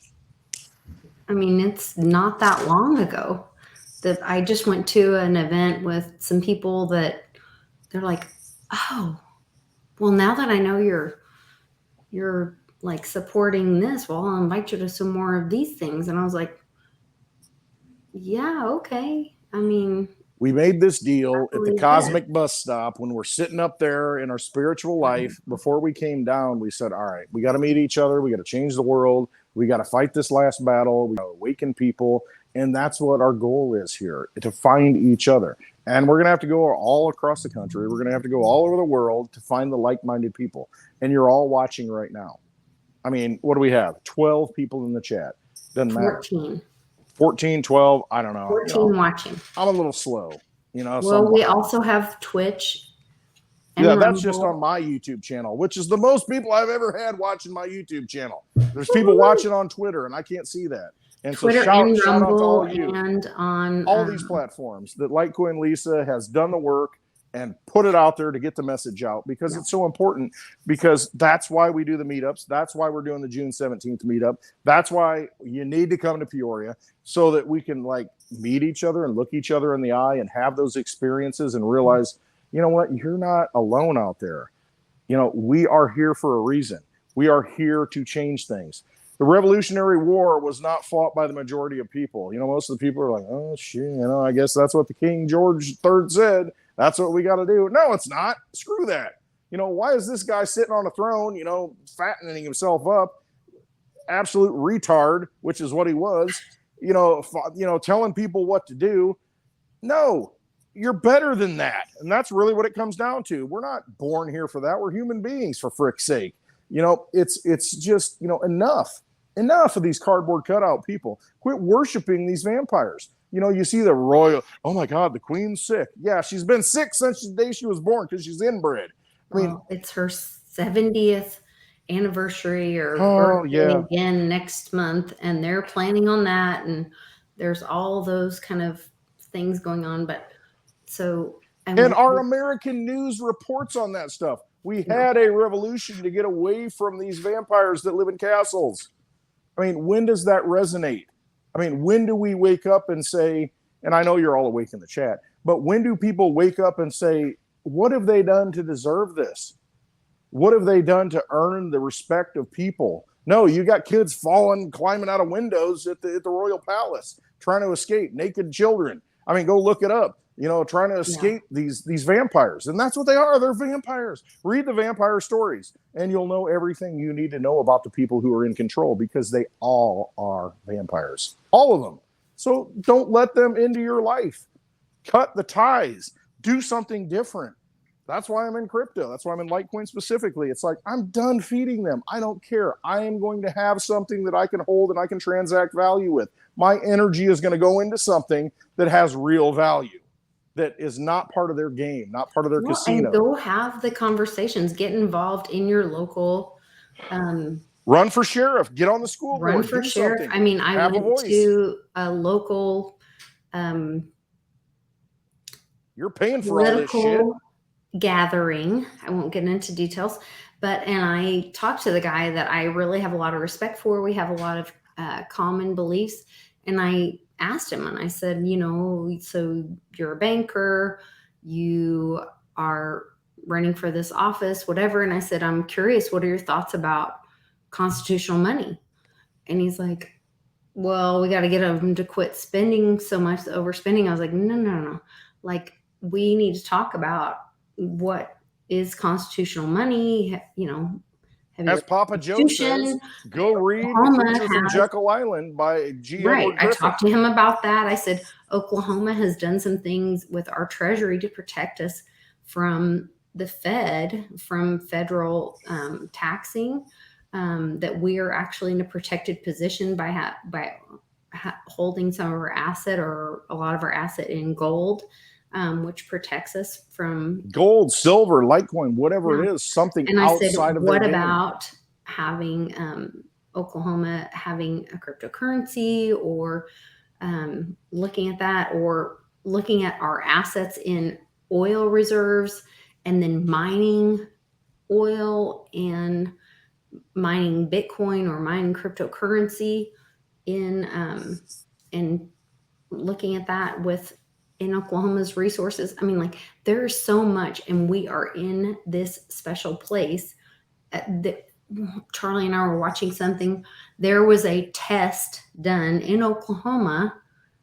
Oklahoma is a very special place, you guys. It is the center of the United States, physically, not only physically. Highway 33, look it up, goes through Guthrie, which was the original state capital.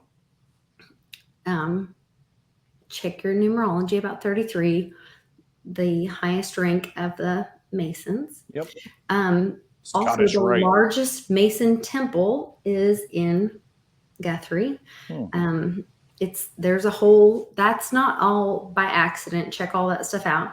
But that was also the original state capital. It was moved to Oklahoma City, but then there was a test done in Oklahoma City of a smallpox outbreak.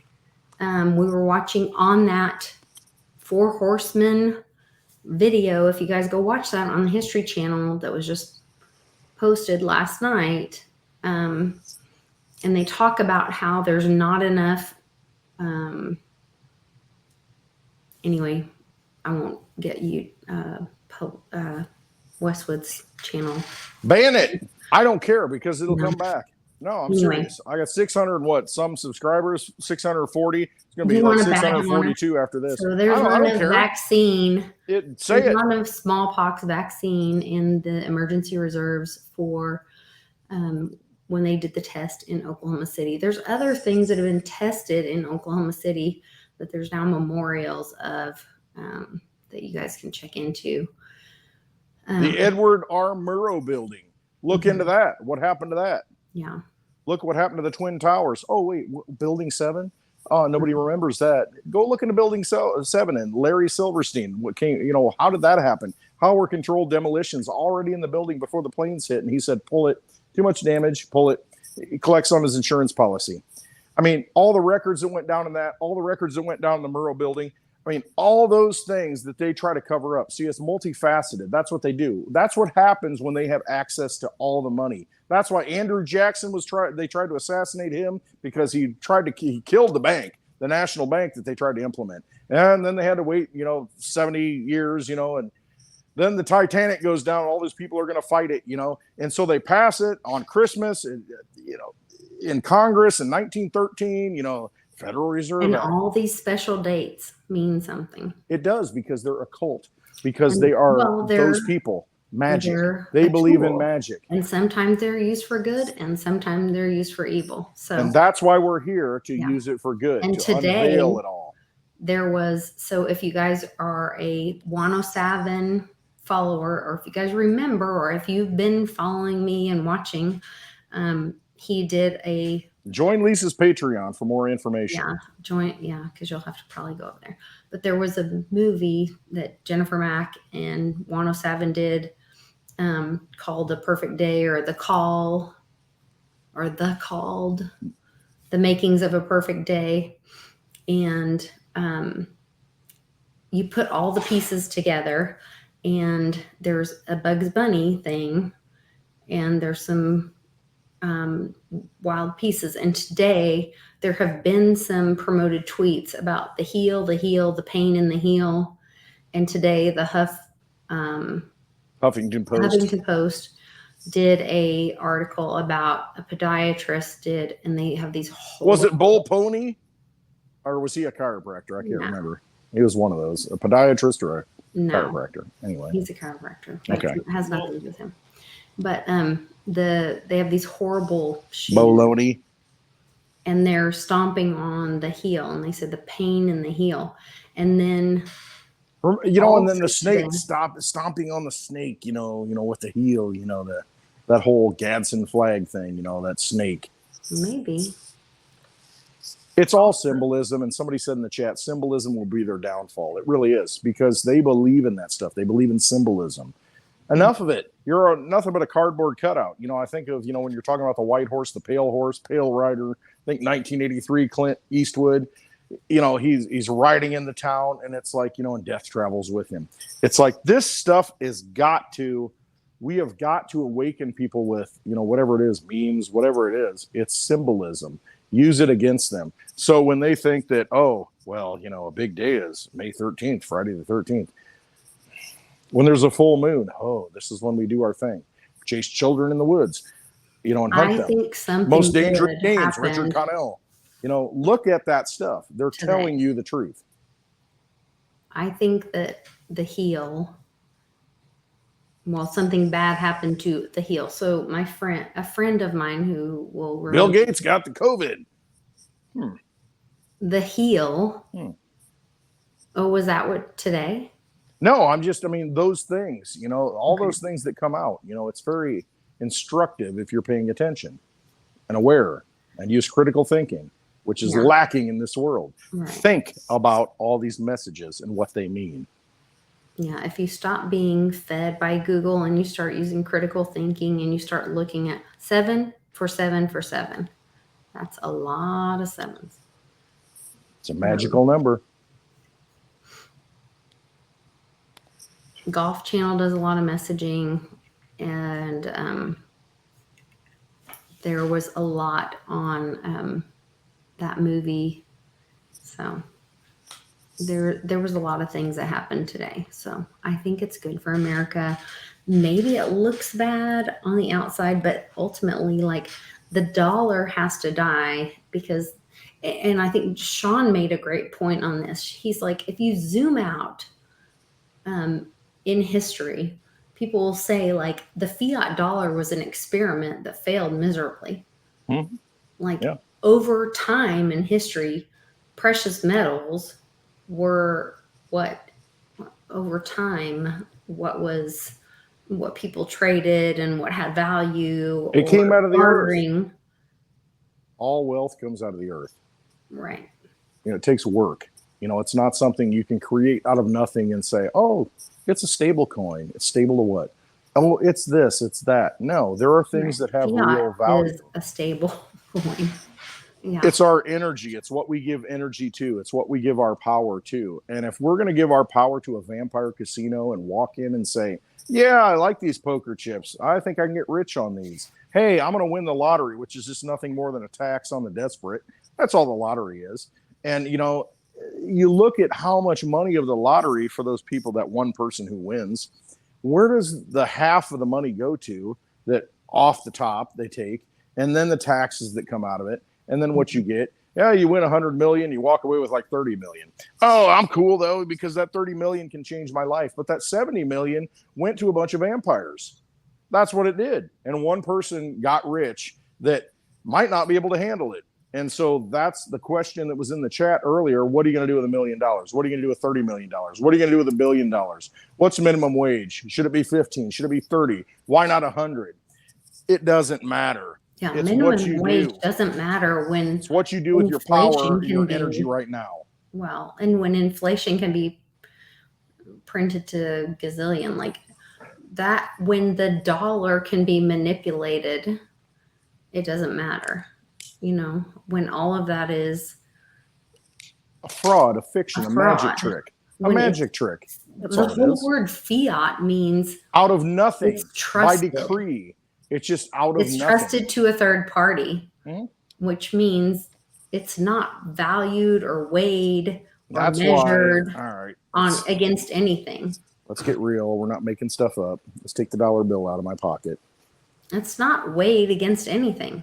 It says It means nothing. this note, not dollar, this note right here, this note is legal tender for all debts, public and private. See, they have to put it on there because, I mean, you know what real value is. I mean, this is real value. I mean, honestly, right here, this is real value. Having things like this. I mean, it really is when you think about it. Having relationships, having that spirit energy, having these meetups, hugging people, knowing people, looking people in the eye, knowing who we are and resonating and activating our spirit, that's real power. But they have to actually print it on the dollar that says, hey, you know what, this thing that we created, you know, this thing we printed up on cotton, yeah, it's legal tender. You know, they have to tell us what it is. We had presidents that said, you know what, it doesn't have value. Andrew Jackson fought the bank. Kennedy fought the bank. Tried to take our own energy out of the treasury and produce notes. Lincoln tried to do the same thing. All these people, they tried to assassinate them to take them out because they're telling the truth. They're telling the truth. It's like, you know what? You people are the power. And we just need a representation of who we are, a representation of our energy, a representation of you know, who we are. You go, you get a check, you get your check, and I can't buy eggs. I feel like that John Travolta meme. You know, you can't buy eggs. You can't buy baby formula. You can't buy the things you need. Okay, so what's broken? And then we've got Clown, you know, coming out on Tuesday, whatever it is. We're going to fight inflation. We're going to, you know, stumbles through it, and inflation's a good thing. No, it's a bad thing. I don't know. And it's just an awakening process to realize who you are. Are you being paid in something that's real?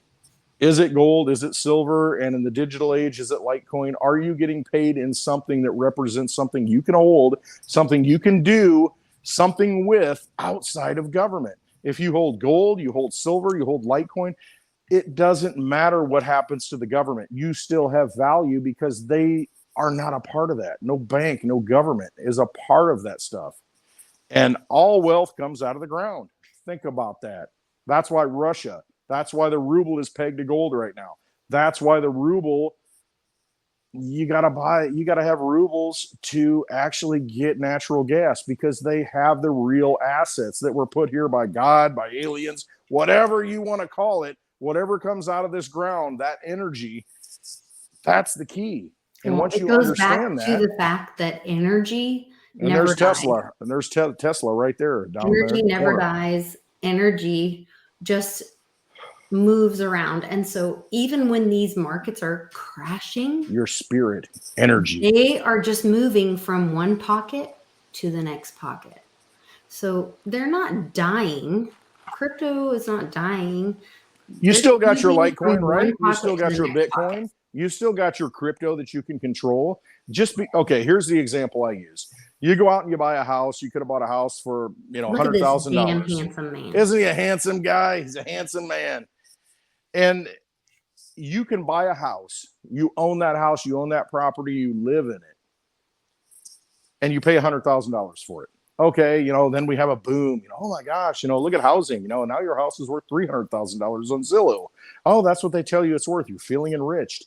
The thing is, you're still living in that house. You still enjoy that house. You still have what you paid for. And they can say it's worth $50,000. Does it really affect your life based on the price of what they say it's worth? No, because it still has the same value as when you bought it. You bought it for a reason.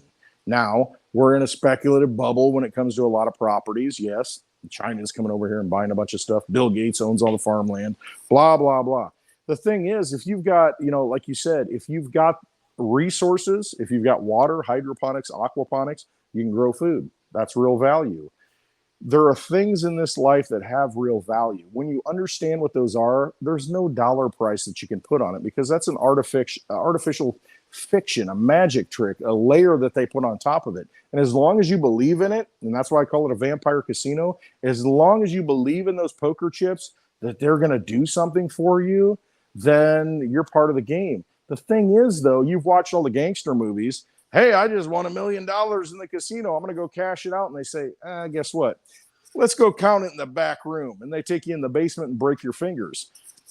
It's their game. Quit playing their game. Realize what real assets are, what they are. Get them in your own possession. Hold them. Know what you need out of life. You know the truth inside. Trust yourself, because if you don't, you're just a victim of their game. Find out how to get outside of that game. Don't play that game. Don't go into that casino. Well, I think a really clear example of that is what this damn handsome man is saying. He woke a lot of people up by winning. This first, let's see, 1, 2, 3, 4, 5, 6, 7, 8. The seventh and eighth word are very powerful. And if you go into, let's see, my Twitter, and I posted, and I know I sent this to my Patreon. There was an article and we talked about it yesterday, which is how I lost my very first YouTube channel, live streaming with Johnny with no warnings or anything ever. And I think it's already done, to be totally honest, but there's this article that how else would they know what's going to happen? Because I think people know what's going to happen. There are certain people, and there's what's called the Orion Cube, that the Simpsons, they have those little images of, the future, and they all, they predict things. There are people out there that are in the know, and they're way above my pay grade, but they seem to know. Elon Musk is one of them. Is he a good guy, a bad guy? I don't know. I don't know either. I really don't. It's a wild card. It really is. But there are people who are in the know that I think that they kind of know what's going to happen. They at least have images, and maybe the future can be changed because we have free will. But maybe the future today is, okay, this is what's going to happen. But then something happens. Litecoin Lisa and Clint Westwood talk some stuff on the channel, and then somebody changes, and then they do something, and then that future changes. But I think that it's all... You looked at it in the Q posts where it was moves and counter moves. It's always changing. It's fluid. Human beings are the wild card. We are the wild card. And we just have to realize that, we're the ones with the power. They want our energy. They want to deceive us and steal our energy. That's what they're doing.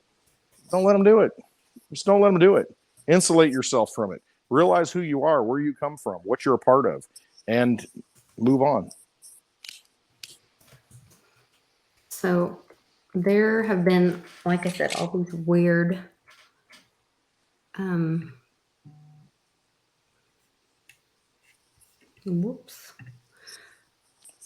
there have been all these weird,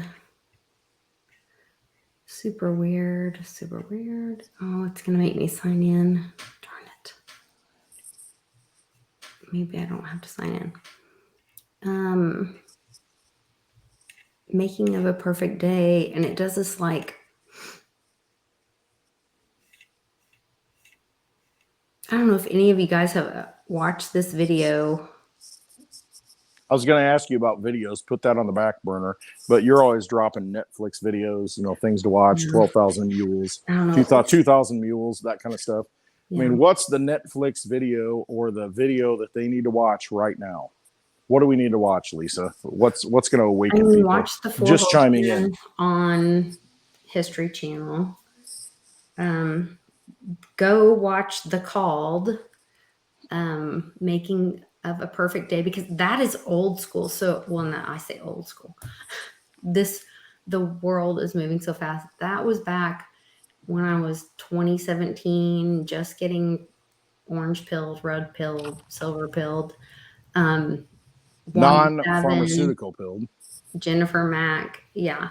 And now I'm seeing these promoted tweets where I'm like, the heal, the heal, the heal. And I'm like sending my friends, I'm like, what is this? The heal, the heal, the heal.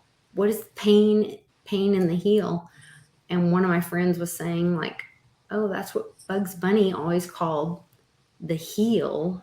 He would say like the bad guy that he didn't like. The heel in theater is the bad guy. It's like, yes.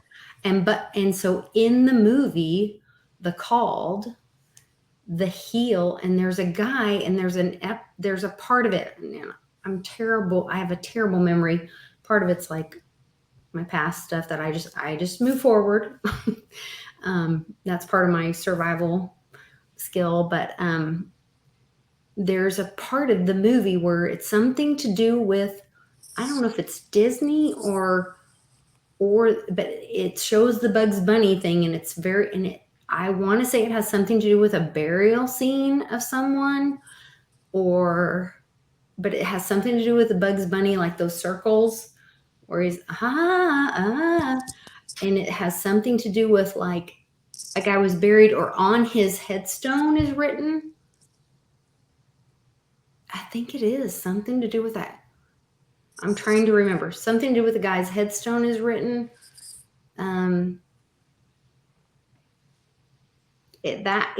Something today has to do with the heel. And then the HuffPost put out today with the heel, the healed. So those promoted tweets have been leading up. The HuffPost did a big article today that has a total calm. Then golf. And calm is what? Communication. It's communicating to the people, yeah, right? So they do communications where they're like not saying, but they're saying. So they send these messages where they're like sending codes, or they're sending non-messages. So it's like someone told you, but they didn't tell you. Welcome to the dragon's lair. Here's my dragon impression. Right. So, and you can catch the message or not catch the message or whatever, but then you'll see. So like I was seeing all this shorts stuff, and I was like, that means something. I know that means something. And I was trying to put it all together. And then we saw the big Luna Tether or UST thing happen. And I was like, I knew that was coming. I didn't know exactly. So you don't have all the pieces. You just know it means something, and It's like when you have a dream and you're like, okay, yeah. And then it clicks and you're like, oh my God, now I remember. Like I don't have the this. inside info to understand what it means. I just know it means something. Luna means moon. And we've got a full moon coming up. We've got an eclipse coming up. We've got a lot of the precognition people who are tapped into spirit saying that things are changing, things are happening. And then you see what happened in the crypto market. You see what's happening. So is the Luna thing, is that message not even over? I don't think it is. Is that not even over? I don't know. And then Luna is tied to silver. I mean, the whole silver narrative. Short, what's in my pocket? And they did the Litecoin whole is digital thing. The girl silver. walked up with somebody in her arms, and the MOMs came out all this week, all the month over month. Mom, I was like, that is so all those reports, the mom, like I As watched. Daddy O says, no coincidences. Absolutely right. Yeah. There are no accidents. You know, and I think about that. I always used to say no coincidences. Yeah, I mean, things can coincide in the true definition of the word. I don't think there are any accidents. There are no accidents. Everything happens for a reason. We're here for a reason. We're having this discussion for a reason. All of these things are very important. You know, and it comes back to humanity. Who are we? Who are we? Are we some just experiment by these, you know, different camps of aliens that have come down and written texts? And I don't care, you know, and that's what it comes down to me. I don't care what my history is, where I came from, how I've been genetically modified and created into this being from different animals, this and that. The fact is, if I can think it, it can become reality. And we've seen that throughout history. As human beings, if we put our energy into something, we can change it. And we have to put our energy into those things that matter, And not give ourselves over to vampires. Dividing us.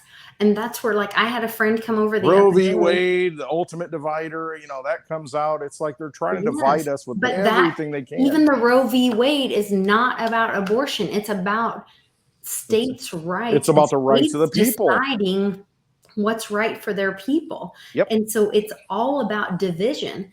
And I had a friend come over the other day, and she's like, we start talking, and, you know, you're like, you say something weird, and then they say something weird, and you're like, oh, I'm okay with that, and you're okay with that, and whatever. And then all of a sudden she's like, you know, he kind of looks like the Nephilim.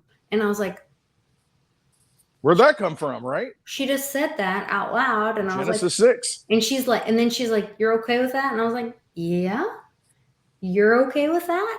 And like, oh, okay.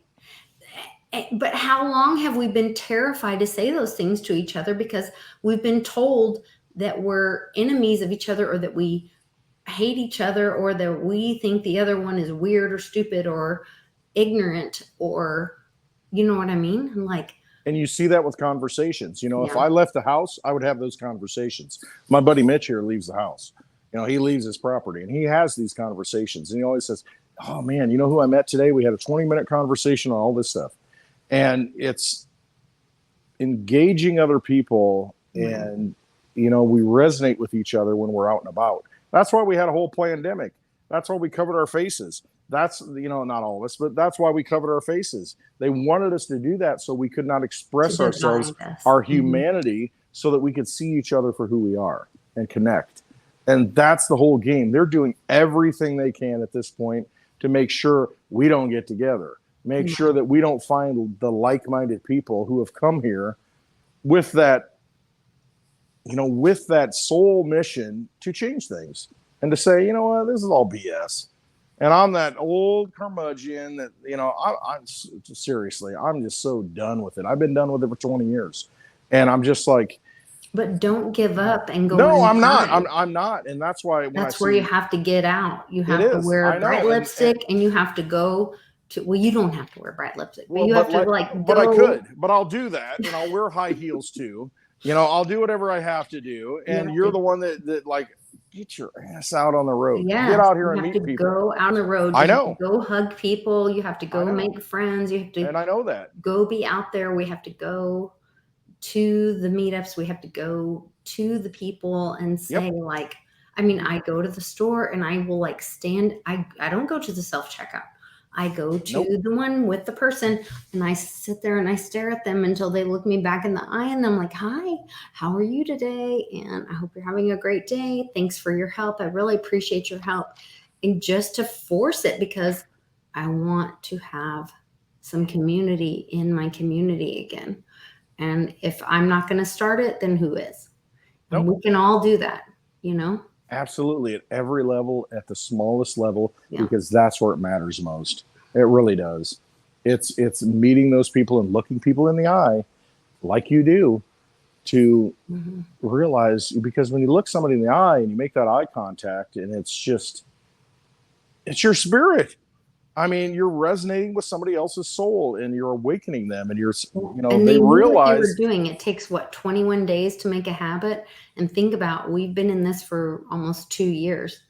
I mean, I think about like we not only now, I mean, we're walking around the other day. Okay, yeah, we're not wearing masks anymore, but we're still like somebody walks past and they're like, "Oh, excuse me." I know. They give But like that's 3 what they, miles of a berth of somebody just walking past, where before it was like, "Oh, brush your arm, whatever." Like, I feel like I'm just gonna I'm all gonna right, run up I'll and tell start you, hugging everyone randomly. well, that's what you should do. And you know what? Here's an example. And I have my own way of doing things. That's just what Westwood does. But I take my daughter to school, to grade school every day, and I walk up and my wife's like, "You taking the dog? You're not supposed to have pets on the property." I'm like, "Yeah, I'm taking the dog." So I take this little dog, this little beautiful thing with me, and I walk Right. up in the crossing guard. Oh, and all the kids, I'm She's like sure. the lady, she's like, "Oh my God, let me hold her." And so Yeah. every day I go now, she's just waiting for me. She's like, "Oh, here he comes." And she's like, "Here, give her." And she's traffic's, the kids, the drop off, the Yeah. trucks and the cars are backed up because she's holding the dog and she's not doing her job. And she's like, "Oh my God, I got to do my job." The guy gets out of the truck, he starts petting her, he Yeah. parks his truck, and it's just like it's those simple things. It's those real loving things, Humanity, human yeah. things that we are that awaken people. And I mean, I never would have talked to the guy because I'm just like this hermit. And he's just like, "Oh my gosh, is that a this and that?" And he says, "Oh, we got a cockapoo, we got her last year." And I said, "Well, how's it going?" "Oh, the greatest dog ever." And you strike up a conversation because it breaks everything down. It breaks it down to that elemental level, that spiritual Why do level, you that think that the love Chinese were level of trying to who get we rid of are. everyone's pets? Absolutely. I mean, you think of the devastation that does to people. I mean, that's a horrible thing, but Yeah. that's what they do because they are not aligned with the light. They are aligned. There are certain people who are running Because things even people who are who not have a aligned with hard the light, time connecting with other humans which is can me. go I'm a walk shy with guy. dogs And and they can then say, "Oh, I like your dog." Or they can go to the dog park and they can't connect with other humans, but they can be like, their dogs connect, or they're like, because it's the "Oh, purest sense of energy that there is on yeah, earth. There really is. And that's why I had to get 2 dogs this time because I don't want to go down that dark you hole need to because double I up." would hit that nuke button Yeah. and say, "Let's start over." And seriously, because I've seen it so long. And this brings me to peace. It helps me to connect with that spiritual level. And it's so very important that we do that. It really is.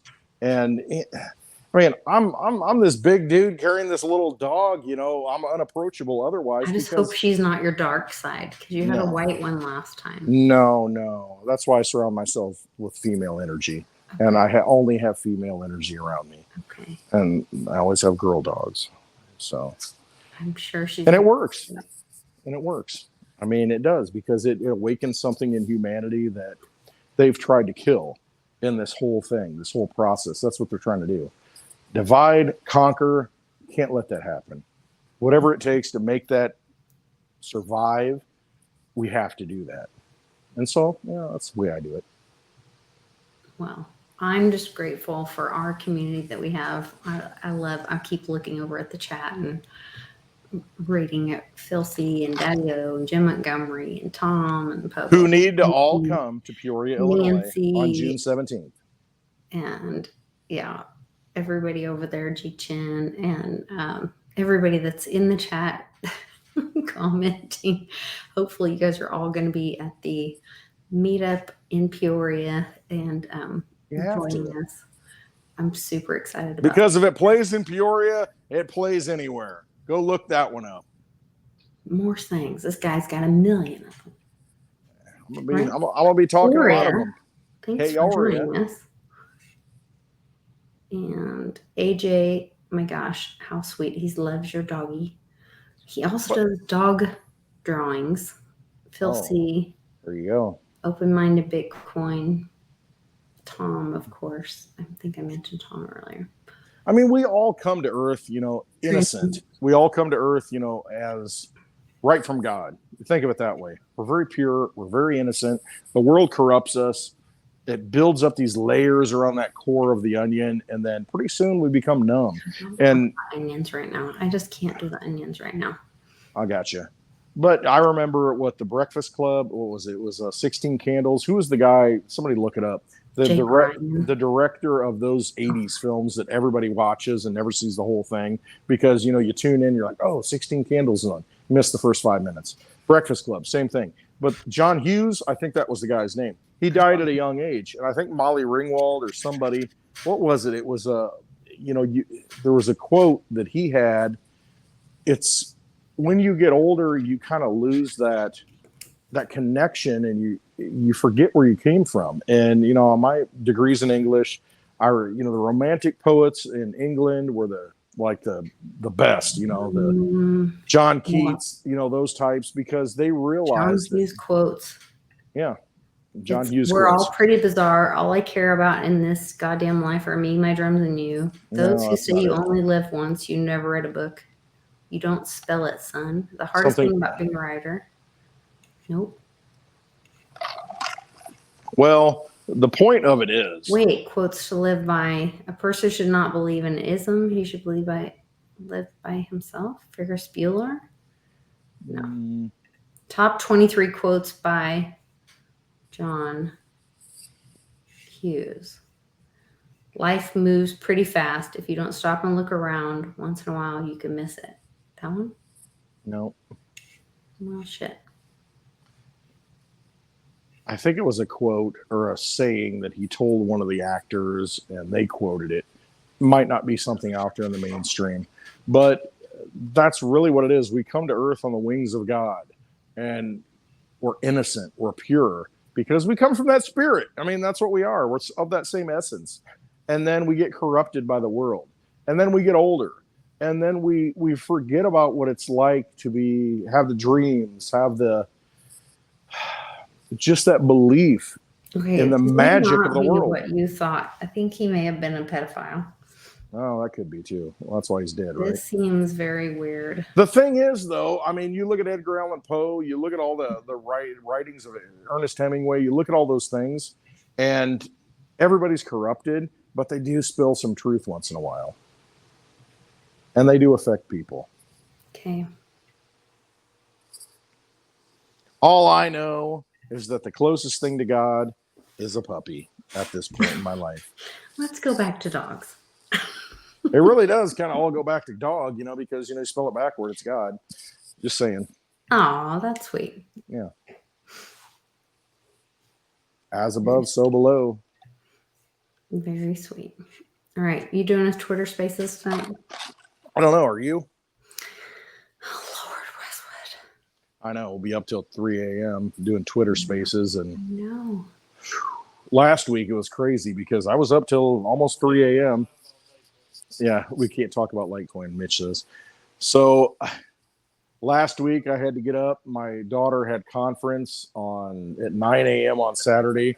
I went to bed at, I don't know, it was like 3 a.m. by the time my head hit the pillow. Had to get up. I'm like, oh, my God, I'm hurting. I'm hurting. Daddy O said the same thing. He's like, why do you keep me up this late? I can't drink for a week. I'm tore up. No, it is what it is, Yeah. Well, as long as you guys stay up, then that's good. Yeah, Mitch, he slept good because, that man knows his limitations when it comes to sleep. Oh, Mitch has boundaries. When it comes to 10:30, he's like, I'm out. And he's like, all right, hug, I'm out. I'm going across the street. I'm done. I can't handle this. Boundaries, and he goes to sleep. I don't know my limitations, even though I should. Mm-hmm. I'm here for the people. I'm here for all of you. I really am. I love everybody. I really do. It's just I could hit that nuke button because I'll tell you what, you're going to take out a lot of bad guys. And, I don't want to be that way. I don't want to be that way because I see the positivity. And that's why I love Litecoin, Lisa, because you bring me into the positive light. And it's like, things are changing. And I'm like, yeah, you're right. They are. It is. I mean, it's painful. They are. It is painful. It's actually the least painful. If you think about it, most of us are still in our homes. A lot of us are still working. We don't have war at home. We don't have war at home. Right. I mean, and 40 billion's not going to Ukraine this weekend because Rand Paul said, you know what, we're going to stonewall it a little bit, maybe wake some more people up and realize. They're telling you about it. They're telling you what would have been.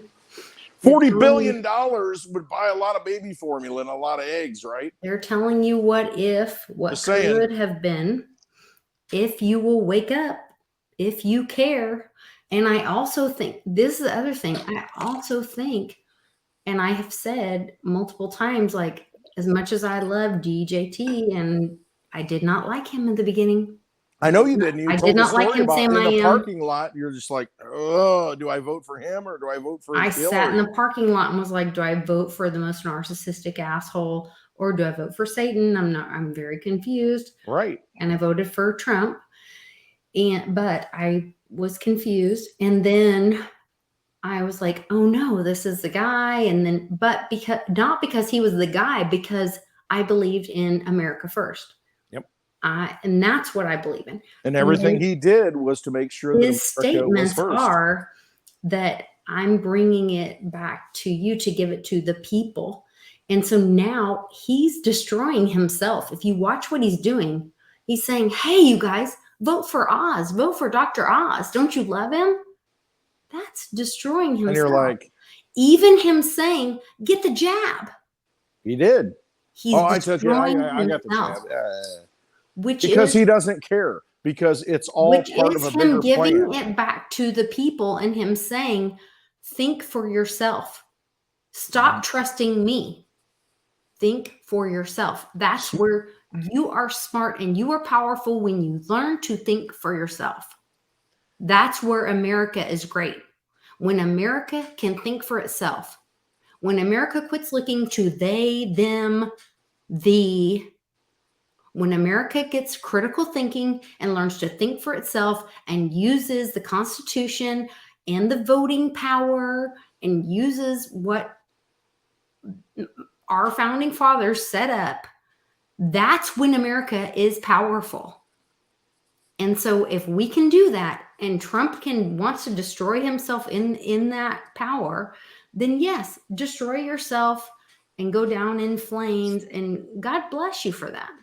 And you know what? I don't hate him for that. I respect him for that. But I think that's part of it.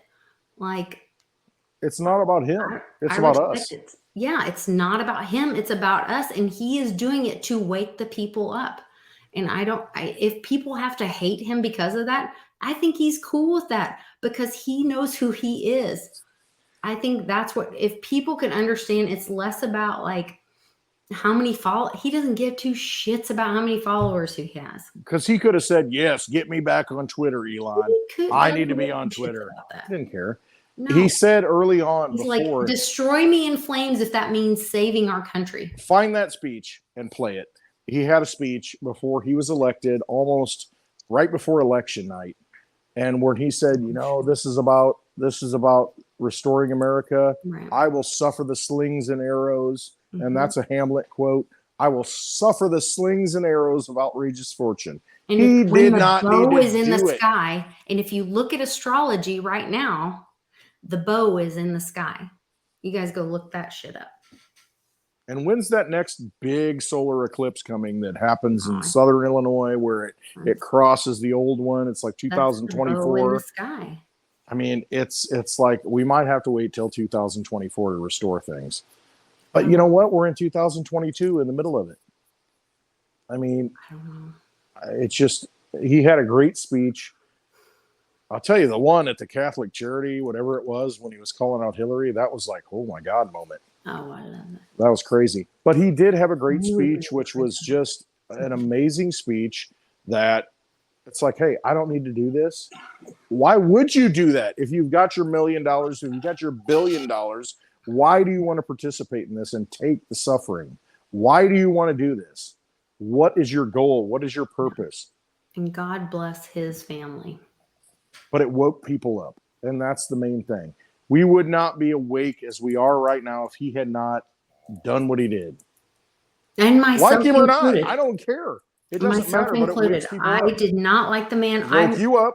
I went on rants about, I was so pissed off. I was sitting in my friend Chad Alexander's radio station. Take that. She might need to pee. Trump was on, and I was like, oh, do I have to listen to this asshole? Right, because he is.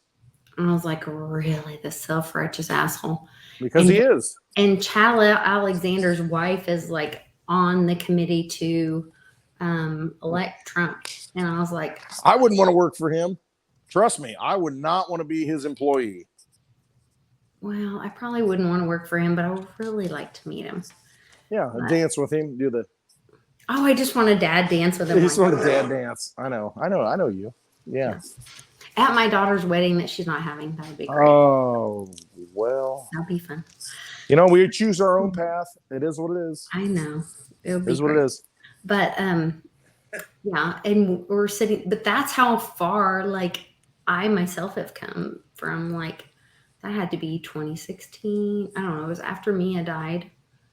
So so Mia died in 2017. So that had to happen. That was August 2017. We got crypto in October of 2017. At a Mexican restaurant. At a Mexican restaurant in Mexican restaurant. Arkansas. So that's some pretty quick waking the crap up. And then I was like, but why? I'm like, but isn't Trump an egotistical asshole? You know, Doesn't matter. I mean, look at what he did. I mean, it doesn't matter. We're all playing a role. He is a figurehead of the effort. Remember that too. That's all it is. That's all it is. Yeah. Enjoy the show, right? Yeah. We all have our roles to play, and there's nothing more. And I guess to leave anybody with this, if you want some Westwood wisdom, it's that you don't want. I remember a Steve McQueen movie. He was in the desert, and I don't know, some God figure came to him and said, the worst thing, and I'm paraphrasing, the worst thing that you could do is live a wasted life. And that's really what it comes down to, is that do you want at the end of your life to look back and say, I could have done something? I think that's the $1 million question. It is. I had the ability to do something, but I didn't do something. I mean, who wants to have that kind of life? And that's me. I'm just like, I could walk away today and be fine. It's like, leave me alone. I'll be a hermit. I'll live in a cave. No. But it's like, I can't do that, because if you've got the ability to do something and you don't do something and you wish you would have done something, that's the worst kind of life to live. I mean, you have to, if you've got talent, if you've got something to offer to humanity and you don't do it, I mean, what a wasted life. Well, that's that do something to help other people. At jiu-jitsu, when I'm going to pick up cannon and I'm having this conversation with a guy he's former military, retired, and then he re-enlisted. So then he left. He was like a Marine, and then he left, and then he met his wife, and then he trained as a nurse, went back, re-enlisted as a nurse, as an ER nurse, military in the Marines, did all this. So then we're having this conversation, and then I'm like, I start dripping, then all of a sudden I'm just like, forget it. I just gush on him. And he's like, so why are you so passionate about this? And I'm like, because once you start on that journey and you find out like how broken this system is and how it's imprisoning people and how it's stealing from people in their lives in so many ways, I'm like, don't you want to tell everyone? Don't you want to tell everybody, like, you don't have to live that way. You don't have to think that you just have to get up every day and put your head down and think that you have to go to work every day and put your kid in daycare and be afraid of the IRS and be afraid that your boss is going to fire you and be afraid of what if, and be thankful that you only get 2 hours with your family every night, and like, F that. Be afraid of the IOUs that you might get at the end of the month. Like, and what do they maybe gonna not take from you from bank fees at the end of the month? Like, forget that. You know? Be sovereign. I mean, be the person you were born to be, because y'all know it. Y'all know what you're here for. I mean, just trust yourself. That's all you got to do. And let go all the rest and say, you know what? You're a bunch of cardboard cutouts on a movie scene. I'm not playing that game. I'm just not doing it. I'm not doing it. I'm out. And you find ways to get out. And, you know, everybody knows that watches me. My thing is, take my energy out of that system. I'm not playing in that casino.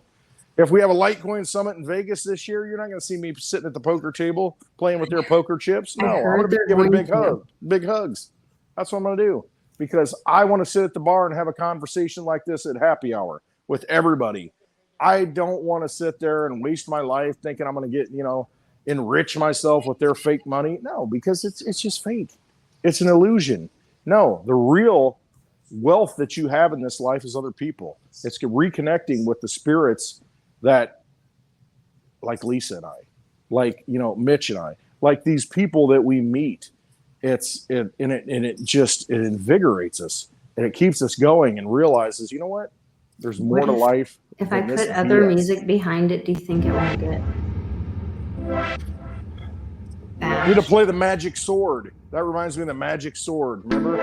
Oh, maybe so. This is like when I was managing a dance club in 1999.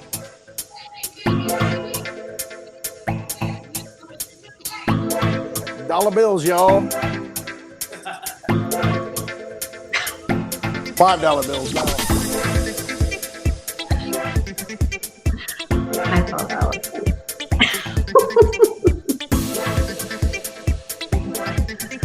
Hey, we gotta go. Here's my Terra Luna.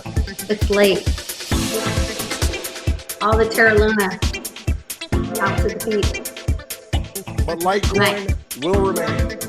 All right. Love y'all. Trust yourselves. Always.